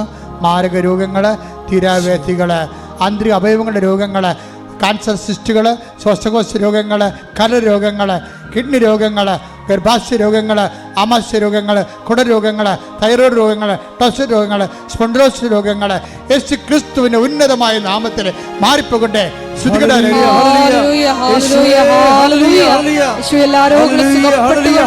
ഈശോയുടെ നാമത്തെ ഈ ആരാധനയിലൂടെ വീണ്ടും വീണ്ടും മഹത്വപ്പെടുത്തണമേ. സദയം തുടരേ സുഖമായിടും എൻ്റെ ഉള്ളം. പരിശുദ്ധ പരമദിവ്യ കാരുണ്യത്തിന് ആരാധനയും സ്തുതിയും പുകഴ്ചയും ഉണ്ടായിരിക്കട്ടെ. മകളെ വിവാഹിതരായവര്, പക്ഷേ വിവാഹ ജീവിതത്തിലെ പലതരത്തിലുള്ള അസ്വാരസ്യങ്ങളുള്ളവര്, മക്കളില്ലാത്തവര്, കുടുംബകലഹത്തിൽപ്പെട്ടിരിക്കുന്നവര്, അകന്ന് കഴിയുന്നവര്, ജോലിയില്ലാത്തവര്, ഉള്ള വരുമാനമാർഗം കുടുങ്ങിപ്പോയവര്, നിന്ന് പോയവര്, സാമ്പത്തിക ബാധ്യതയുള്ളവർ, വീടില്ലാത്തവർ, സ്ഥലമില്ലാത്തവർ, ജപ്തി നടപടി നേരിടുന്നവർ, വാടക താമസിക്കുന്നവർ, ഇറങ്ങിക്കൊടുക്കേണ്ടവർ, മക്കളുടെ വിവാഹം നടക്കാത്ത അവസ്ഥകൾ, പല പരീക്ഷകളിലേക്കും മക്കളെ ഒരുങ്ങിക്കൊണ്ടിരിക്കുന്നവർ, തോറ്റ പരീക്ഷയ്ക്ക് ഒരുങ്ങിക്കൊണ്ടിരിക്കുന്നവർ, അതിനുവേണ്ടി അടുത്ത പരീക്ഷയ്ക്ക് ഒരുങ്ങിക്കൊണ്ടിരിക്കുന്നവർ, ഇൻ്റർവ്യൂവിന് ഡേറ്റുകൾ കിട്ടുന്നതിന് വേണ്ടി പ്രാർത്ഥിച്ചുകൊണ്ടിരിക്കുന്നവർ, ഓരോരോ വിഷയങ്ങൾക്ക് വേണ്ടി, വ്യത്യസ്തങ്ങളായ വിഷയങ്ങൾക്ക് വേണ്ടി മാസങ്ങളായിട്ട് പ്രാർത്ഥിക്കുന്നവർ, പ്രാർത്ഥിച്ച് മടുത്തു എന്ന് തോന്നിയിട്ട് പ്രാർത്ഥനയുടെ വിശ്വാസത്തിൻ്റെ പ്രത്യാശ നഷ്ടപ്പെട്ടിട്ട് പ്രാർത്ഥന മരവിച്ചു പോയവർ, എല്ലാവരുടെ മേലും കർത്താവിൻ്റെ കണ്ടെത്തിയവർ യേശുക്രിസ്തുവിൻ്റെ ഉന്നതമായ നാമത്തിൽ മാരകമായ തടസ്സങ്ങളെ, ദുരിതങ്ങളെ യേശുവിൻ്റെ നാമത്തിൽ മാറിപ്പോകട്ടെ. ഹല്ലേലൂയ, ഹല്ലേലൂയ, മഹത്വം, മഹത്വം, ആരാധന, ആരാധന, ഹല്ലേലൂയ, ഹല്ലേലൂയ. എല്ലാ ജീവിത ദുരിതങ്ങളും തടസ്സങ്ങളും നീങ്ങി പോയിക്കൊണ്ട് നാമത്തെ ഈ ആരാധനയിലൂടെ വീണ്ടും വീണ്ടും മഹത്വപ്പെടുത്തണമേ. ഹല്ലേലൂയ, ഹല്ലേലൂയ. യേശുവേ നന്ദി, ആരാധന, ഹല്ലേലൂയ. സൗഖ്യം നൽകണമേ, വരേണമേ, എന്നിൽ നിറയണമേ, വരേണമേ, സൗഖ്യം നൽകണമേ. ഉടമ്പടി വെച്ച ഓരോ നിയോഗങ്ങളെ നിങ്ങൾ ഓർക്കുക, ഓൺലൈനിലുള്ളവരും ഓർക്കുക. ചില കാര്യങ്ങൾ ട്രൈ ചെയ്ത് മടുത്തിട്ട് മനസ്സിടിഞ്ഞു പോയവരെ കർത്താവ് അനുഗ്രഹിക്കേണ്ട സമയമാണിത്. അതിനുവേണ്ടിയാണ് ഇപ്പോൾ നമ്മൾ ഒരുമിച്ച് പ്രാർത്ഥിക്കുന്നത്. ശ്രദ്ധിക്കട്ടെ. ഹല്ലേലൂയ, ഹല്ലേലൂയ, ഹല്ലേലൂയ. മഹത്വം, മഹത്വം, ആരാധന, ആരാധന, ഹല്ലേലൂയ. അസ്ഥികൾ ഒരുങ്ങി, അതായത് മുട്ട് എപ്പോഴും കസേര ഇരിക്കണ കാണാം. പ്രധാന പ്രശ്നം മുട്ടുകുത്താൻ പാടില്ല. മുട്ടിൻ്റെ അസ്ഥികൾക്ക്, മുട്ടിൻ്റെ കുഴകൾക്ക് തേയ്മാനം എന്തൊക്കെയാണ്. ആ വ്യക്തി കർത്താവ് സുഖപ്പെടുന്നതായിട്ട് കാണിക്കുന്നുണ്ട്. ആരാധന, രോഗസൗഖ്യ സന്ദേശത്തിന് നന്ദി പറയുന്നു. ഞങ്ങളുടെ ഇടയിലുള്ള അവിടുത്തെ ജീവിക്കുന്ന സാന്നിധ്യത്തിന് നന്ദി പറയുന്നു. ഹല്ലേലൂയ, മഹത്വം, മഹത്വം, ആരാധന. ഒരു അഞ്ച് സ്ഥലമാകാം, ചിലപ്പോൾ ഡോളറാകാം, ചിലപ്പോൾ വേറെ നമ്മുടെ ഇന്ത്യൻ മണിയാകാം. 5-ലാണത് തുടങ്ങണത്. അതിൻ്റെ ഒരു ഡിസ്പ്യൂട്ടിൽ വളരെ മോശമായ ഒരു ജീവിതാവസ്ഥയിലേക്ക് ചെന്നെത്തിയിട്ട് ജോലി നഷ്ടപ്പെടുവോ, വരുമാനം മുടങ്ങുമോ എന്ന വിഷയത്തിൽ പ്രാർത്ഥിക്കുന്ന വ്യക്തിയെ, അതുപോലെയുള്ള കുരുക്ക് പിടിച്ച വിഷയത്തിന് മേലെല്ലാം ദൈവത്തിൻ്റെ കർത്താവിൻ്റെ ഉന്നതമായ ശ്രദ്ധയും ഈ പ്രാർത്ഥനയിൽ അതിൽ നിന്ന് വിടുതലും കർത്താവ് നൽകുന്നതായിട്ട് സൂചനയുണ്ട്. അതുപോലെ യാത്ര മുടങ്ങിപ്പോയവരെ, യാത്ര ചെയ്യാൻ പോകുന്നവരൊക്കെ കർത്താവ് അനുഗ്രഹിക്കുന്ന സമയമാണ്. അതിനുവേണ്ടി സ്തുതിക്കട്ടെ. ഹല്ലേലൂയ, ദൈവിക സന്ദേശത്തിന് നന്ദി പറയുന്നു. ഹല്ലേലൂയ, ഹല്ലേലൂയ, മഹത്വം, മഹത്വം, ആരാധന, ആരാധന. വരേണമേ, എന്നിൽ നിറയണമേ, വരേണമേ, സൗഖ്യം നൽകണമേ. ഗർഭിണികളെ, 4 മാസത്തെ വളർച്ചയേ ഉള്ളൂ കുഞ്ഞിന്. പിന്നെ കുഞ്ഞ് വളരുന്നില്ല. അവസ്ഥയിൽ ആ ആ മകളെ പ്രത്യേകിച്ച് കർത്താവ് സ്പർശിക്കുന്നവരെ കാണിക്കുന്നു. പക്ഷേ അതുപോലെ തന്നെ ഗർഭിണികളെല്ലാം ഈ സമയത്ത് പ്രാർത്ഥിക്കേണ്ടതാണ്. എന്നെ കേൾക്കുന്ന മക്കള്, എവിടെയെങ്കിലും ഓൺലൈനിലുള്ളവർ വയറെ കൈവച്ചുകൊണ്ട് പ്രാർത്ഥിക്കേണ്ടതാണ്. മക്കളില്ലാത്തവരും മക്കളുള്ള മക്കൾക്ക്, ഗർഭിണികൾക്ക് പ്രയാസങ്ങളുള്ളവർ വയറെ കൈവച്ചുകൊണ്ട് അവർക്ക് വേണ്ടി മറ്റുള്ള ബന്ധുക്കൾ കേൾക്കുന്നവരെ സ്തുതിക്കട്ടെ. ഹല്ലേലൂയ, ഹല്ലേലൂയ, ഹല്ലേലൂയ, മഹത്വം, മഹത്വം, ആരാധന, ആരാധന, ഹല്ലേലൂയ. യേശുവേ സന്ദേശത്തിന് നന്ദി പറയുന്നു. ഹല്ലേലൂയ. എല്ലാ ഗർഭിണിയായ മക്കളെ അനുഗ്രഹിക്കണമേ. പരിശുദ്ധ പരമദിവ്യകാരുണ്യത്തിന് നേരവും ആരാധനയും സ്തുതിയും പുകഴ്ചയും ഉണ്ടായിരിക്കട്ടെ. കണ്ണിന് കാഴ്ചക്കുറവുള്ള എന്നതിനേക്കാളുപരി കണ്ണിന് കളറ് മാറുന്നു, ഒരു ചാര നിറമായിക്കൊണ്ടിരിക്കുന്നു, കാഴ്ച മങ്ങുന്നു. ആ വ്യക്തികളെ, കണ്ണിൻ്റെ വിഷമമുള്ളവരെ കണ്ണിൽ തൊട്ടിട്ട് സ്തുതിക്കണം. ഞാനീ പറഞ്ഞ പ്രത്യേക വിഷയത്തിൻ്റെ പേര് ദൈവത്തിൻ്റെ സൗഖ്യം ഉണ്ടാകുന്നുണ്ട്. സ്തുതിക്കട്ടെ. ഹല്ലേലൂയ, ഹല്ലേലൂയ, ഹല്ലേലൂയ, ഹല്ലേലൂയ. യേശുവേ ആരാധന. ഹല്ലേലൂയ, ഹല്ലേലൂയ. യേശുവേ കാഴ്ച സംബന്ധമായ ബുദ്ധിമുട്ടുള്ള എല്ലാ മക്കളെയും യേശുവേ തുടരണമേ എന്ന് പ്രാർത്ഥിക്കുന്നു. ഹല്ലേലൂയ, ഹല്ലേലൂയ, ഹല്ലേലൂയ.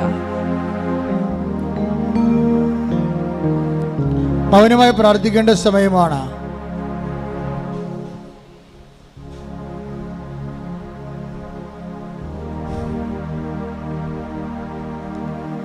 മുട്ട നിൽക്കുക. ആരാധന ആശീർവാദമാണ്.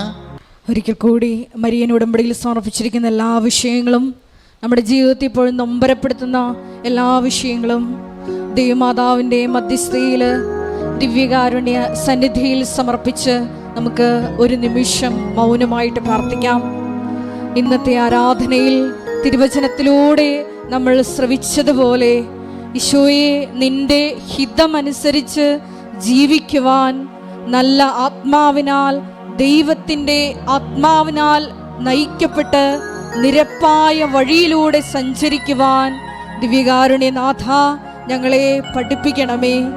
ഭൂമിയിൽ അങ്ങയുടെ ഹിതം മാത്രം അനുവർത്തിച്ചുകൊണ്ട് നീ ഏൽപ്പിച്ച ജോലി പൂർത്തിയാക്കുവാൻ മരിയൻ ഉടമ്പടിയെടുത്ത് പ്രാർത്ഥിക്കുന്ന ഞങ്ങളെ ഓരോരുത്തരെയും തിരഞ്ഞെടുത്ത് അഭിഷേകം ചെയ്യണമേ എന്ന് പ്രാർത്ഥിച്ചുകൊണ്ട് ശിരസ് നമിച്ച് നമുക്ക് ദിവ്യകാരുണ്യനാഥന്റെ ആശീർവാദം സ്വീകരിക്കാം.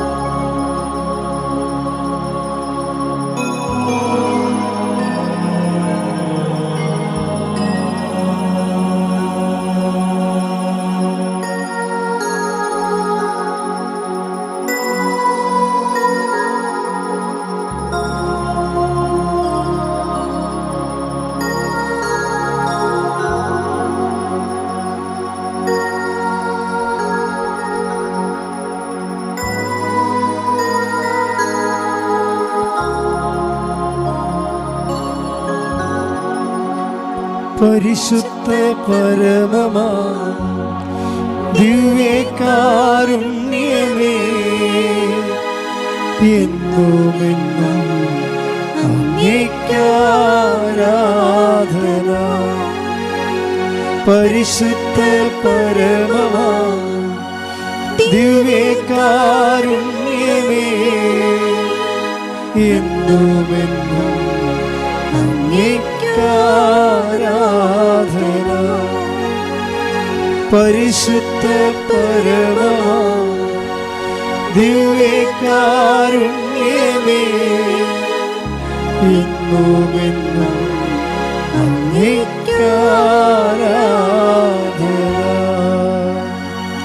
ആവേ ആവേ ആവേ മരിയ, ആവേ ആവേ ആവേ മരിയ.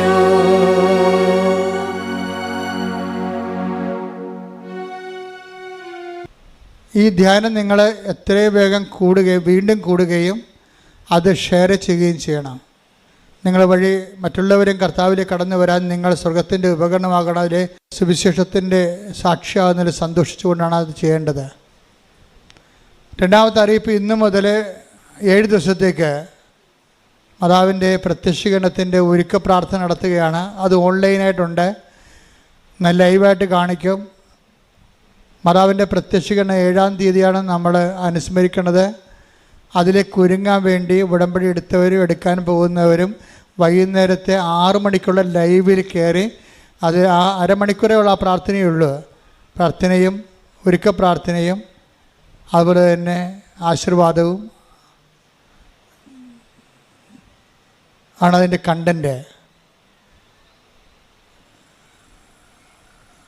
അപ്പോൾ ഈ ശബ്ദദിന ഒരുക്ക പ്രാർത്ഥനയിൽ ഇന്നും 6 മണി മുതൽ വൈകുന്നേരം മുതൽ പങ്കെടുക്കേണ്ടതാണ്.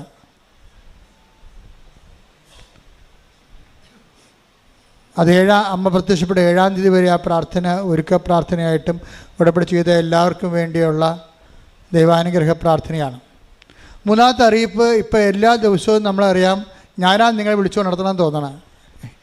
കാര്യം അനുദിന അനുഗ്രഹ പ്രാർത്ഥന എന്ന് പറഞ്ഞ് ഒക്ടോബർ മാസത്തിൽ റാലിയോടുകൂടി അമ്മ നമുക്ക് നൽകിയ ഒരു വരദാനമാണത്, അനുദിന അനുഗ്രഹ പ്രാർത്ഥന. അപ്പോൾ ഏറ്റവും ഷോർട്ടായിട്ടുള്ള ആദ്യകാലങ്ങളിൽ ചൊല്ലിയിരുന്ന പ്രത്യക്ഷ പ്രാർത്ഥനയാണ് ചൊല്ലണത്. അപ്പം നിങ്ങളുടെ പ്രാർത്ഥന നിങ്ങൾ ആ വലിയ പ്രാർത്ഥന മുടക്കരുത്. അതിൻ്റെ അകത്താണ് കണ്ടൻറ്റ് വൈസ് റിച്ച് ആയിരിക്കണത്. ഇത് ചെറിയ പ്രാർത്ഥനയാണ് ആദ്യം തന്നത്. ആ പ്രാർത്ഥനയും അതിനുശേഷം അന്നത്തെ ആവശ്യത്തിന് വേണ്ടിയുള്ള നിങ്ങളുടെ ഓരോ മൂവ്മെൻറ്റുകളും യാത്രകളും സംസാരങ്ങളും ചർച്ചകളും ഒപ്പുകളും രജിസ്ട്രേഷനും സ്ഥാപനങ്ങളിൽ പോകുന്നതും ജോലി അന്വേഷിക്കുന്നതും വാഹനങ്ങളും എല്ലാം സമർപ്പിച്ചുകൊണ്ടുള്ള ഫീഡിംഗ് പ്രെയർ എന്ന് പറയും. അതാണ് രണ്ടാമത്തെ ഘട്ടം. ആദ്യം നിയോഗ പ്രാർത്ഥനയായിട്ട് വരുന്നത് ആദ്യത്തെ പ്രാർത്ഥന പ്രത്യക്ഷ പ്രാർത്ഥന, രണ്ടാമത്തെ വരുന്നത് ഫീഡിംഗ് പ്രെയർ, മൂന്നാമത്തത് ഒരു വചനം വായിക്കും. അതാണ് ഡെയിലി ബ്രെഡ് എന്ന് പറയണത്. ഇതെല്ലാത്തിനും കൂടി പറയുന്ന പേരാണ് ഡെയിലി ബ്രെഡ്. അതെല്ലാ ദിവസവും 5:30 അച്ഛനോട് കൂടി നിങ്ങൾക്ക് എഴുന്നേൽക്കാനും പ്രത്യക്ഷ പ്രാർത്ഥന ചെല്ലാനും അന്നത്തെ ദിവസം അനുഗ്രഹിച്ചെടുക്കാനും വെറും 12 മിനിറ്റ് ആ പ്രാർത്ഥനയുള്ളൂ. അല്ലാതെ 2 മണിക്കൂറൊന്നുമില്ല, വെറും 12 മിനിറ്റ്. അതുപോലെ ആ 12 മിനിറ്റ് കൂടിയതിന് ശേഷം അത് ഷെയർ ചെയ്യണം. സന്ദേശം ഒരു വചനമേ പറയത്തുള്ളൂ. ആ വചനത്തിൻ്റെ അന്നത്തെ ജീവിതബന്ധിയായ ദൈവ വെളിപാടും നൽകും. അതാണ് അനുദിന അനുഗ്രഹ പ്രാർത്ഥന എന്ന് പറയുന്നത്. എല്ലാ ദിവസവും ഉണ്ട്. അപ്പം അത് നിങ്ങൾ കൂടണം, മറ്റുള്ളവർക്ക് ഷെയർ ചെയ്യണം, മറ്റുള്ളവർക്ക് പറയണം.